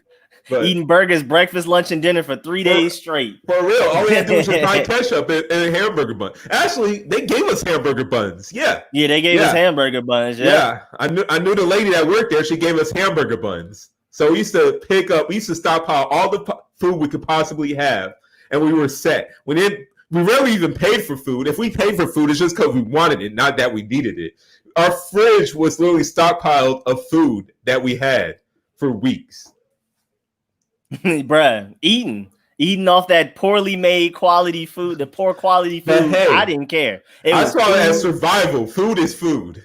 I mean, I like cheap food. To this day, I miss the mashed potatoes and cheap dry chicken nuggets I used to get at high school. The cheap pizza. I personally loved high school food, so college was even a step above that. Yeah, I don't mind it at all. But I'm the guy that I reheat fries in the microwave. I don't care. I eat anything. I eat Easy Macs. I eat ravioli, kid cuisines. I don't care. I eat all of that. So I'm chilling. I was happy. I was in heaven. Any sort of buffet style food, I'm chilling. Like Golden Corral is one of my favorite restaurants. You can take me to Roof Chris. You can take me to Benihana's. I'm going to have just as much fun at Golden Corral just because I have an assortment of food, unlimited. That's why I can't wait to go on a cruise because I heard you get free food unlimited there 24/7. Oh, I don't word? care about the quality. I just like the variety. That's all I care about. I just like I'm free. way more quantity over quality easily when it comes to food. I was kind of bougie in high school because I went to a bougie high school, so I didn't have reduced lunch in high school, so I couldn't even get the cheap food, the cheap bad food. So my high school served gourmet sandwiches. I used to buy that for lunch occasionally. But hey, Boy. food was food in college. So the patties they were actually decent to me. All I gotta do is just get cheese and ketchup and mustard. So in a bun. I So I was was good with that. eating. I already had free lunch, and then a lot of people I knew didn't like school lunch, which most people don't. I'm not mad. It's like 90-something% of y'all that don't. So I had like 3 of my friends' food along with my food, and I was eating. I'm also the type of person that can mix food. Like I can have, like when people throw chicken nuggets, ketchup, and milk in a cup, I'm the type of person that can eat that with a straight face. So And I guess I'm milk? versatile. Yeah, like you know how people like dare you, pay you $5 to like put milk, ketchup, mustard, chicken nuggets, and mashed potatoes all in one cup. I'm the person that can eat that just fine. It's not disgusting to me. So That, I was eating in high school. I would take everybody else's lunch. I already had free lunch. so And you didn't get I was never diarrhea? hungry. You didn't get No, diarrhea? I'm That sounds chilling. like diarrhea to me. Strong I'm stomach. good. I'm good on that. I'm the guy that I eats know. Thanksgiving leftovers 2 weeks into December. I'm Oh chilling. wait, My no, stomach. not. I could do that. I could do that, but Oh I don't yeah. know. I can't. I feel like my body won't be able to take that. I got a weaker stomach, but I can eat leftover food. I don't mind about that. Oh, bro, I can mix anything. Really, the only thing that gets me is kind of textures. Like the crumbs from like fried chicken would be weird with like mashed potatoes for me personally. But other than that, I can mix stuff. Ketchup, milk, mustard, throw it all in one cup. I'm chilling. I don't prefer it that way, but I'm straight. To me, any type of poultry, all I just need is bread with it. I'm good. So I eat chicken with bread. I just take a part of the bread, then combine it with part of the chicken, and then eat it that way. Oh yeah, I make sandwiches out of everything. Give me some bread, mashed potatoes, and the chicken. It's not even the sandwich. It's not even the sandwich. It's probably mostly a Nigerian thing. Just have bread on the side, just loaves of bread. Just break it apart, break the chicken apart, and then eat it separately. Then dip it in, like combine the chicken and the bread together, like parts of it. Dip it in the sauce and then eat it. That's Oh, what I I do. kind of get it. No, I mix my foods completely. I go to Golden Corral, mashed potatoes, macaroni and cheese, corn, string beans, rice, all just thrown into one pile and mixed up. Heaven, love it. I'm in absolute heaven. Throw some chicken in there if I need to. I just love. I'm way more quantity over quality all day. I don't care. Hey, I don't even know why it was even reduced lunch. It's not like my parents were making that much. It was just because I guess I was deemed the only child, even though I technically wasn't the only child in my family. It's just that I was the youngest and the only one living in that household. So because of that, I wasn't qualified for reduced lunch. So yeah, there were times where I used to save my lunch money too because I don't even want to buy the sandwiches. Sometimes I used to just starve myself and it's like, hey, I'll just pocket the money, use it for later. Yep, I had free lunch, so I just take everybody else's food and add it to mine. And hi, Tanya, thanks for pulling up, Tanya. I have both my aunts in the chat, so I'm excited, and of course, my mommy's here too. But yeah, man, I miss those days. I miss high school food. I'm not gonna lie, man. To this day, I acknowledge I can see differences in quality. Like, of course, Ruth Chris, Benihana's are better than high school chicken nuggets, high school mashed potatoes, but at the end of the day, I don't know the way my taste buds are set up. It doesn't matter. Did your high school literally doesn't matter? Did your high school used to sell chicken tenders and fries? Like yeah, legit, but that was like you had to pay more. Yeah. Same thing with my high school. But everybody used to get rarely did that. I rarely did that. I was like, why eat that and pay money when I can have this for free? I see the difference. I see the difference, but to me, free was, I don't care. It's not that much of a difference for where I'm gonna pay money versus free. I've always been happy with high school lunch. There was a time we used to do that every day, but when I was more serious on the football team, I kind of had to cut that out because it just every time after practice, I just did not feel good after eating that. So I had to cut that out. Hot dogs is like the worst thing you can eat before anything you do athleticism wise. For real? Hot dogs is the worst food. Yes, hot dogs is terrible if you plan on doing anything athletic. You should never eat a hot dog before you run, play basketball, anything. It is terrible. Is this just extra fattening or something? It's something. I mean, because hot dogs is literally just everything. Like the leftovers of everything, the meat that like they just don't want to use for anything else. Like when they make chicken, they take all the bad parts out, put it in a pile. They make burgers out of beef. They put all the bad parts and put it in a pile. That extra pile is literally was made in the hot dog. So I guess because it's fatty and all the bad parts it's terrible. I don't know. It's terrible. It wears you down. It gives you superitis. So it's like the worst food you can eat before anything you're doing athletic. Hot dogs is like literally like I think my mom said they used to ban hot dogs at Georgetown when my dad used to play there like a couple of days before the games because they like you're not going to eat a hot dog under any circumstances before we have a game because it's terrible. Hot dogs like the worst food you can eat right before anything athletic. It's crazy. It's like really, really bad. Thank you, Miss Beverly. But so with the hot dogs, is there any such thing as a quality hot dog? I was thinking about hot dogs are just terrible. Nah, I think all hot dogs are terrible. I don't think anybody, unless maybe like, because sausages come in the same form, but sausages are different from hot dogs. Hot dogs are literally just a mixing pot of everything bad that comes off of anything meat. Hot dogs and sausages are different. You can get high quality sausage. So there's no reason to pay more money for a hot dog. No, like literally a $1 hot dog is no different from a $5 hot dog unless they add something like some type of chemical to make it safer or have more protein. I don't know. But yeah, there's no advantage. I mean, there's hot dogs that taste better. Like back at Bowie Bay Sox, those hot dogs were good. It was this one spot in New York. It was $5 for a hot dog, but it was literally the best hot dog I've ever had. Nathan's. Nathan's hot dogs are pretty good. They weren't that, bro. It was somewhere in New York. I can't remember. It was somewhere near Times Square. He was charging $5 a hot dog, and it's literally the best hot dog I've ever had. And if I can find that guy again, I would definitely pay that $5 again for that hot dog. It was that good.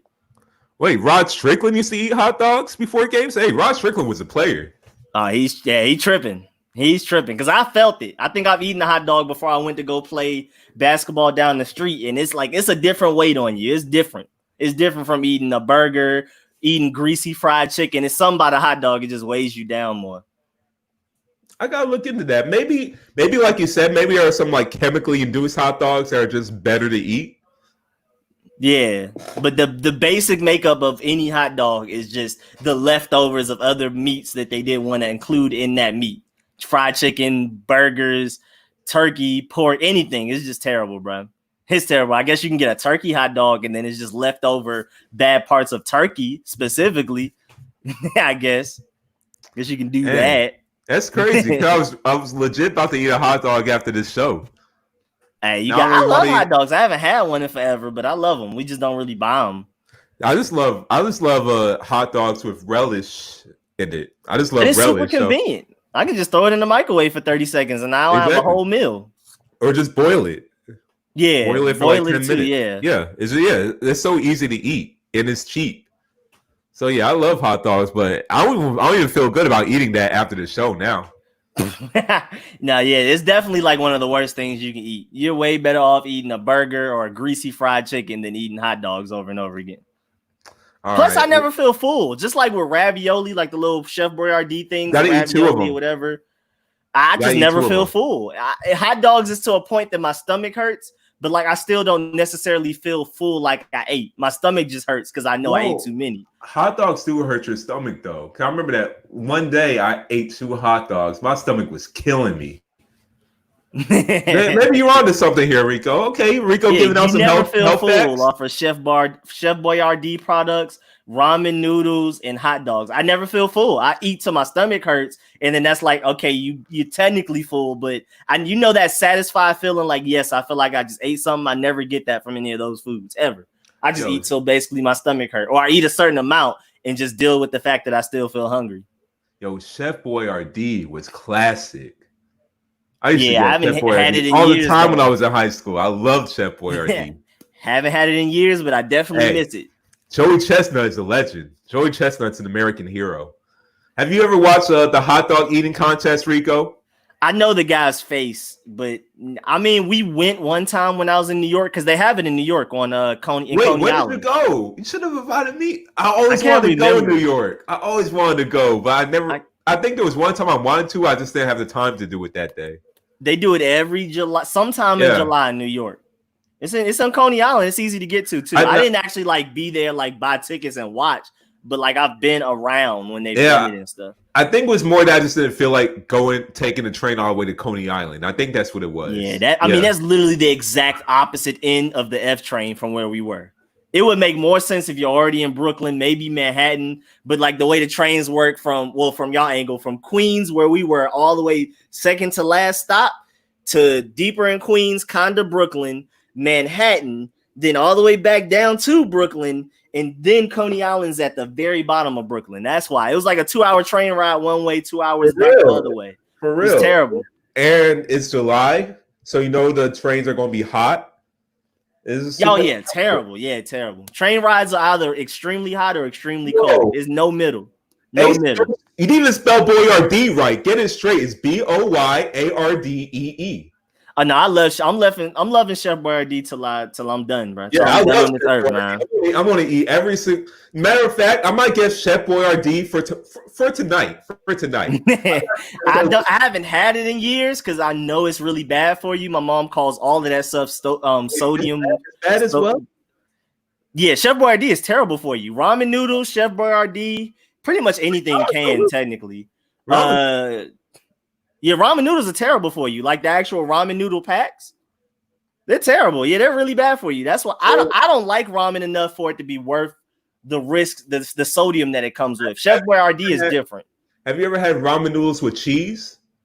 Oh no, that sounds terrible. Oh no, I've heard people do that. I can't do that. I wouldn't be able to. Amazing. You told me I'm good. I can't even imagine cheese mixed with that. I'm sad now. You made me sad. That was amazing. I would love elevated Chef Bar. I love Chef Boyardee. I just haven't had it in years because it's bad for you. I need to come for dinner if you're gonna do that. I need to come for dinner. Bro, I need some, man. I miss all of that. I miss my kid cuisines, my frozen meals. I haven't had a frozen meal in forever. I guess we've just been eating better the past few years, but I miss all of that. I miss all of it. I just don't like ramen like that. Ramen is the only one I don't miss. I don't really care for ramen unless my mom makes it on the stove out the pack. But like the ramen noodle cups, I just like, I don't really care. Authentic ramen, of course, is much better. Yeah. When you actually go to like an Asian place to get it done, it's way better. It's just the cup ones and the packs are just a pile of sodium. Just like Chef Boyardee is a pile of sodium. Anything canned is a pile of sodium. You know what's crazy? I never ate ramen in college at all. Boy, I did, and I don't even like ramen like that. I mean, we did have good meal plans, especially like freshman year. We had great meal plans. You had the cafeteria that was unlimited. We had the points to go to what was that place that was kind of up the way going towards the Green Lawn?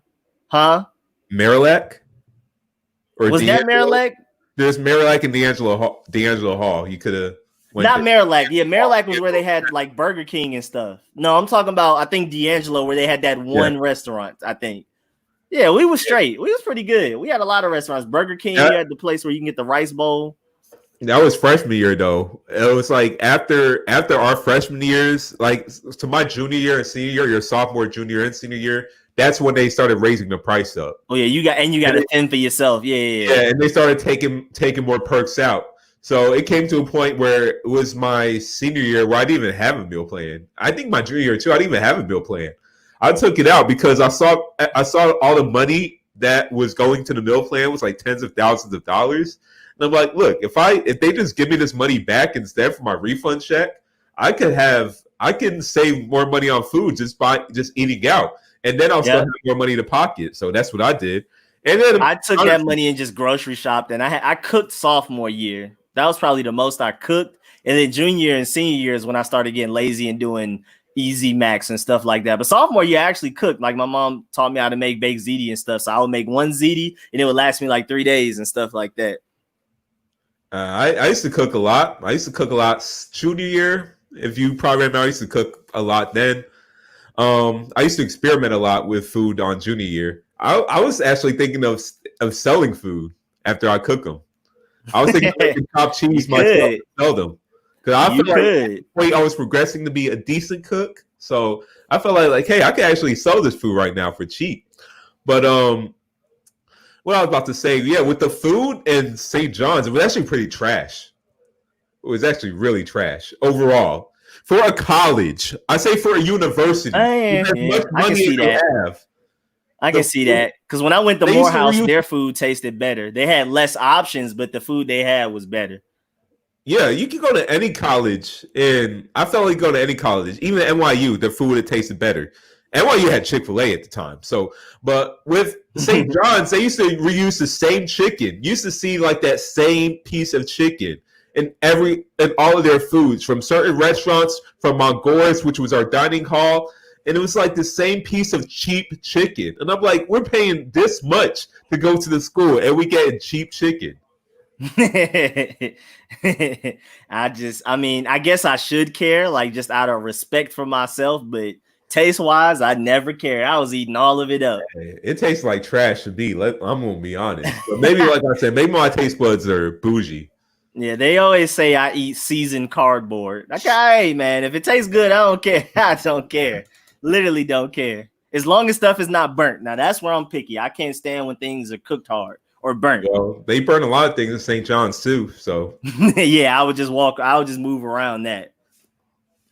But I was chilling, man. I'm always adapt. I can adapt to whatever restaurant I'm at. I can get something, except for this one place. I think it was in Douglasville, and it was like a cookout, burn everything place. It was like some smokehouse restaurant. I hated it. That's the first restaurant I couldn't find one thing I liked. Restaurant cookout or something? No, it wasn't cookout. It was like a smoked place. Everything was smoked or burnt, and I hated it. That was the only restaurant I couldn't find one thing I liked.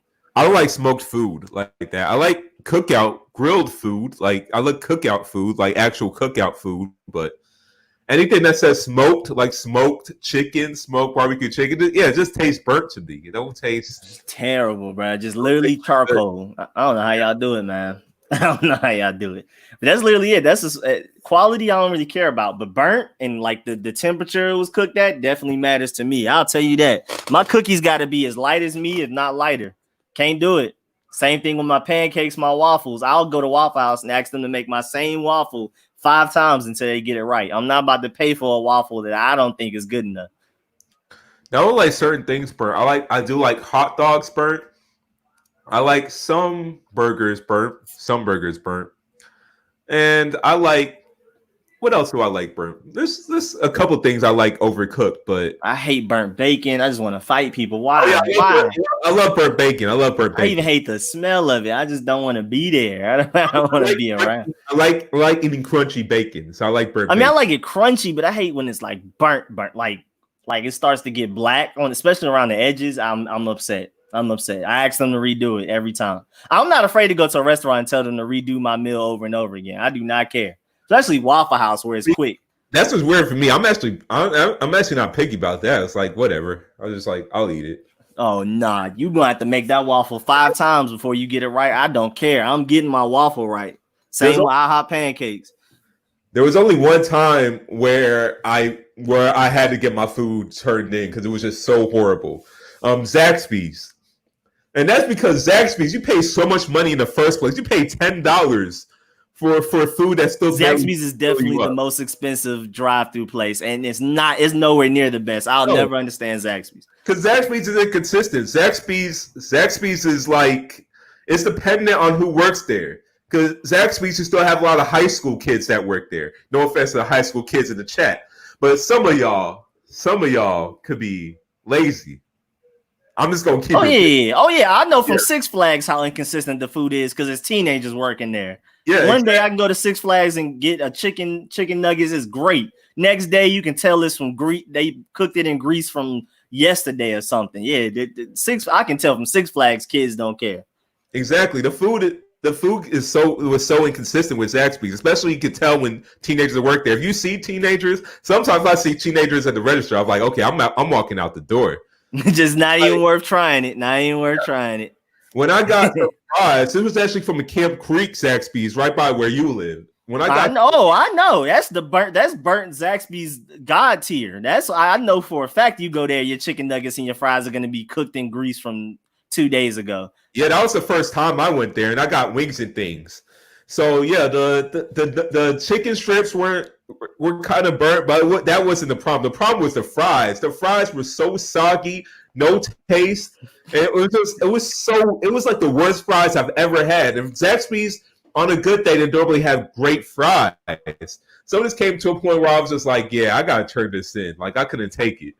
And then I mean, even the guy looked at my face like when I was eating the fries. I was like, you want some new fries? I was like, yes.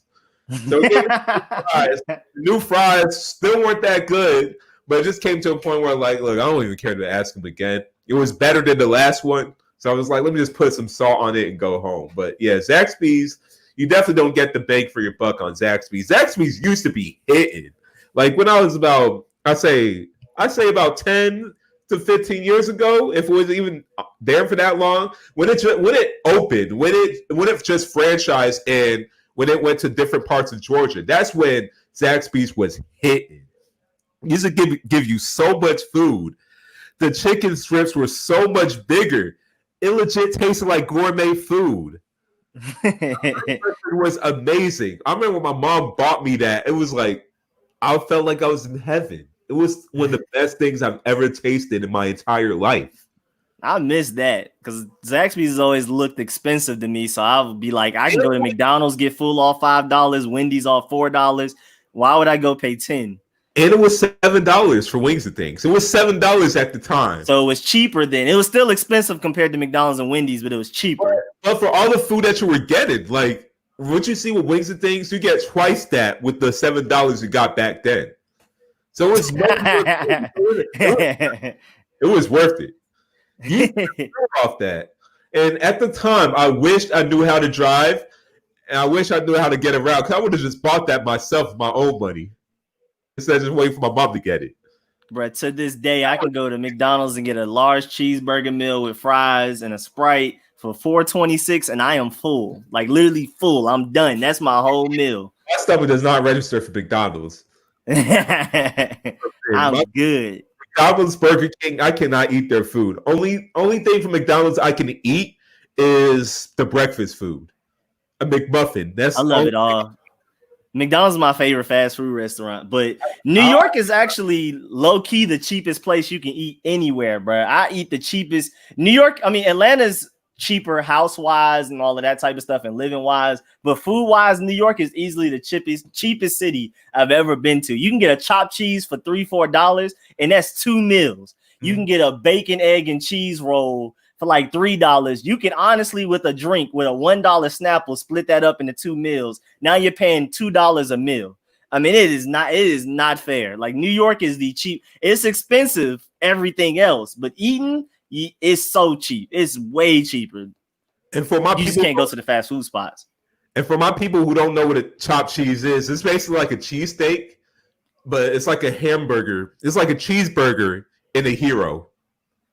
So it's essentially a cheesesteak, and yeah, you can get it for $3, $4, $5. Yeah, there was this spot, 179 Deli, right by St. John's. J. Cole used to go there because J. Cole used to go to St. John's, but J. Cole used to go to that deli spot. They had the best chopped cheese known to man.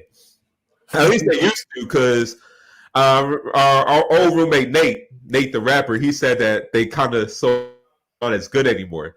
But there was one spot in Brooklyn that had the best chopped cheese ever. I think you had to pay, it was about like a little bit extra, like $5.50, but $5.50 for something that can fill you up for the whole day. You eat one full chopped cheese hero, that could fill you up for the whole day. You probably wouldn't want to do anything else because that food will have you get the itis.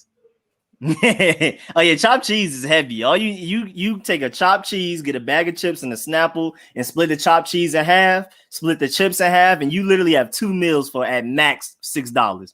But my favorite chopped cheese spot is right by Jacobs in Harlem, near them project buildings. It's like 148th and something, or 143rd and something. I forgot. Frederick Douglass. You can't go wrong with Harlem chopped cheeses as well. At least the non-gentrified ones. And they're talking about how I was a little kid and I used to go to McDonald's for burgerless burgers, because one time I got a burger, and you know that gristle that is like hard to chew. When I was a kid, I was sick and tired of it. Like it was like the last straw. So whenever we used to go to McDonald's, I want the burger. I want them to do everything with making it, put the burger on there so I can taste it, then just take the burger away and leave everything else. And I could taste the burger, but I just didn't have a burger. I used to do that when I was little.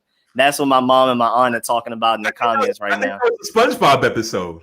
SpongeBob episode. Somewhere where he was, oh yeah, I think I know what you're talking about with the pickles or whatever. Yeah. No, not even. It was an episode where someone didn't want the burger, just the bread and like the lettuce. Right. I forgot how old I was. How old was I? Like 5 or 6, bro. That gristle made me mad. I was up to hit. Just like, you know how you hate bones in your fish? Like you can't chew it. Like, it's like, what do I do? And they sneak up on you. You don't expect it. And then it's suddenly a part you just got to spit out. That's how it was for the burger. I was tired of it when I was little. I mean, I eat burgers now, of course, but I pick out fish with a fork for that reason. I just pick it out with a fork. I just want my fish to where I can just eat it. I hate having to pick out bones. I don't even like seafood enough for it to be worth it. I'll just take a burger or some fried chicken. I can't do it. I hate it. I hate tedious food. I can't stand tedious food that you got to work. But yeah, and also like going back to New York, you get an egg cheese sandwich on the roll, egg cheese and sausage or bacon sandwich on the roll for like $2. Chilling. That's your breakfast. Like everybody think New York's expensive. New York's really only expensive with housing. Everything else is actually cheaper than a lot of places. The museums are free. The museums are free. Like there's just so many things to do, so many free events. Yeah, New York. Yeah, literally just housing. That's really everything else. New York is one of the cheapest places I've ever been, especially food wise. Like you said, all the events are free, like the parades. They have all. I mean, they have the most events out of any city in America, easily. Definitely top 3 in the world as far as just free events going on all throughout summer, spring, fall, even winter. Just as far as things just going on, parades. The Caribbean parade is the most fun thing I've been to in America, other than Disney World. It's ridiculous, man. New York is a really cheap place to be. You can have fun for days on days, for months, and not pay a penny for any of your entertainment. New York is just a funny city to be in. And then, of course, like we said, for the past few minutes, eating there is cheap like crazy. Bacon, egg, and cheese roll for $2, a Snapple for $1, and that's a whole meal, $3. You're good. Do that twice a day, 2 or 3 times a day, and max you're paying $9 a day for food. You ain't even got a grocery shop. Oh yeah, and the dirtiest. No, Philly is way dirtier than New York, but New York is kind of dirty though. Yeah, it's not extremely dirty, but it's dirty. I was actually about to say that. It's like really only problem I have in New York that it smells, it's dirty, and it's just oversaturated. I love the oversaturated part. And the smells don't really bother me because I can turn off my nose. Because at the same time, I smell the best smells in the world in New York, and you also smell the worst. Because you'll be one step, the most beautiful cologne you've never smelled before. The next step, the most beautiful perfume you've never smelled before. Then the next step, an amazing hot dog. And then the next step, pee. Like, you just never know. It's literally just constant, slaps to the face of smell. So pee is definitely guaranteed in New York. Yeah, but it's dirty. Yeah, New York is dirty, but it's nowhere near as dirty as like some other cities. New York is doing better. They get better every year. Every time I go back, it looks better. I can't say the same, but then again, I haven't been back in about a couple of years. So yeah, last time we went, this past July, it looked better. It was slightly better. I mean, New York is built weird. You literally just throw all your trash on the sidewalk, and eventually trash people come and get it. So of course it's going to be dirty at times. Have you ever seen a Master Splinter size rats? The Master Splinter size rats. I've seen all kinds of rats, but rats don't bother me. So that's also probably why New York isn't as dirty to me as it is for y'all. The rats don't bother me. They got rats the size of small puppies. Yeah, they do. Yeah, they kind of do. Yeah, honestly.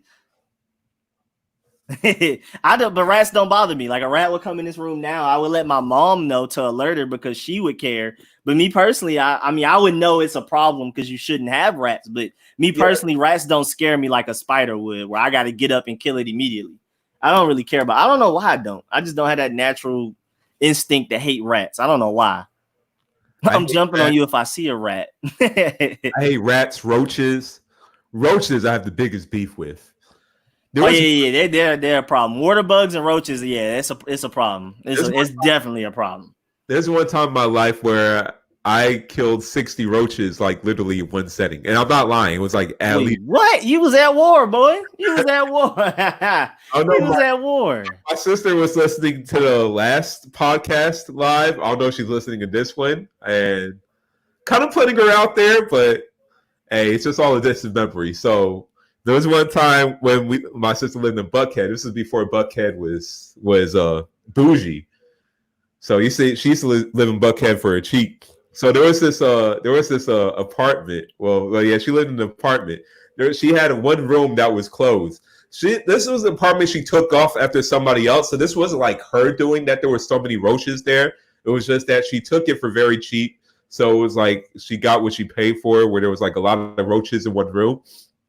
So I was gonna help her clear out the roaches. And I actually didn't think it was that bad. I was gonna help her kill all the roaches for her.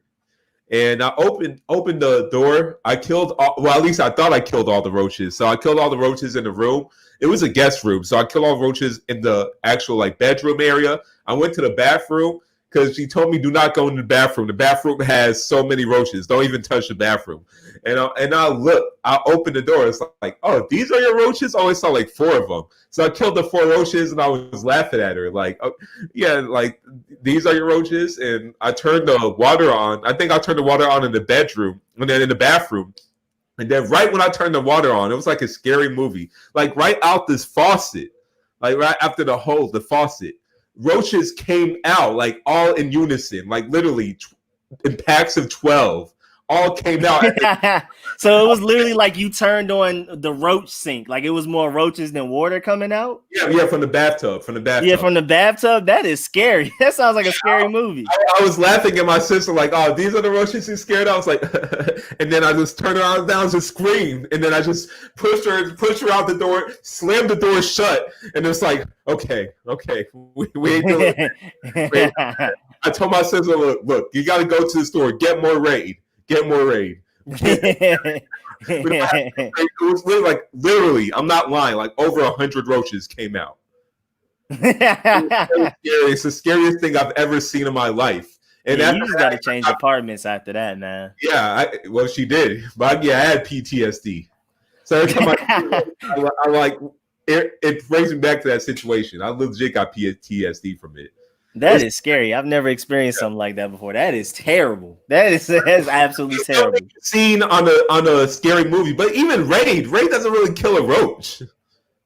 And all those roaches at one, Raid doesn't even do his justice. I told her, like, get the strongest bug killer you could possibly get, strongest insect killer you could possibly get. That was the scariest thing ever. You need to bomb y'all. That house needs to be burned down. Y'all need to just start over and build a new apartment because that is done. That's a new joke right there. But like I said, I got PTSD, so I can't even do that, Smokes. I kill a roach right now. I can't even do that. But I really need to get back to this Air Coryell offense video. Everybody in the chat who's been waiting on it, I'm literally in the middle of editing it. It's definitely going to come out within hopefully the next like hour or two. But I just got to I'm literally just in the editing process. So I want to keep talking. We're technically supposed to end the stream at 10, but I want to keep talking. But I got to hurry up and get to this Air Coryell offense video so I can hurry up and get this out hopefully before 12 a.m. So thanks to everybody that came out. Appreciate the constant activity in the chat. This has been a great live stream today. Touched on a lot of stuff. I don't know if y'all want me to do zebra every time, but I just wanted to show y'all this stream that I do have zebra almost everything. I mean, I have a zebra knife, like a zebra keychain that I didn't even show.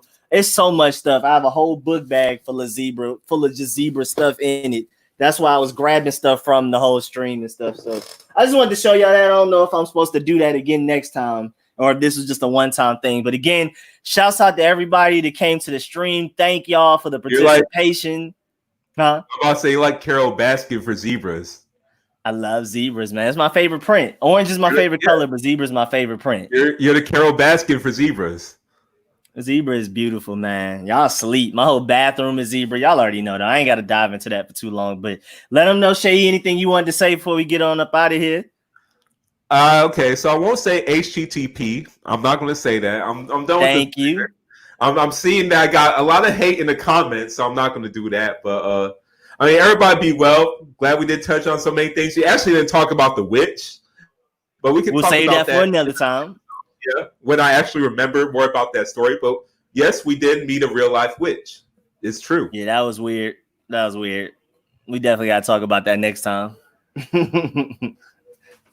But all right, y'all, man. Thanks again for everybody that came again every Friday, 8 to 10 p.m. Pull up to the live stream where we talk about everything, not just Redskins, not just football, everything. I mean, if something important football happens, then of course we're going to talk about it. But yeah, this is the show to talk about everything. Y'all can even ask questions. You can ask relationship questions, anime questions, gaming, anything. So every Friday to 8 to 10 p.m. we'll be here for that. So again, appreciate the support, everybody. We'll catch y'all next time, next Friday. We are out. All right, deuces.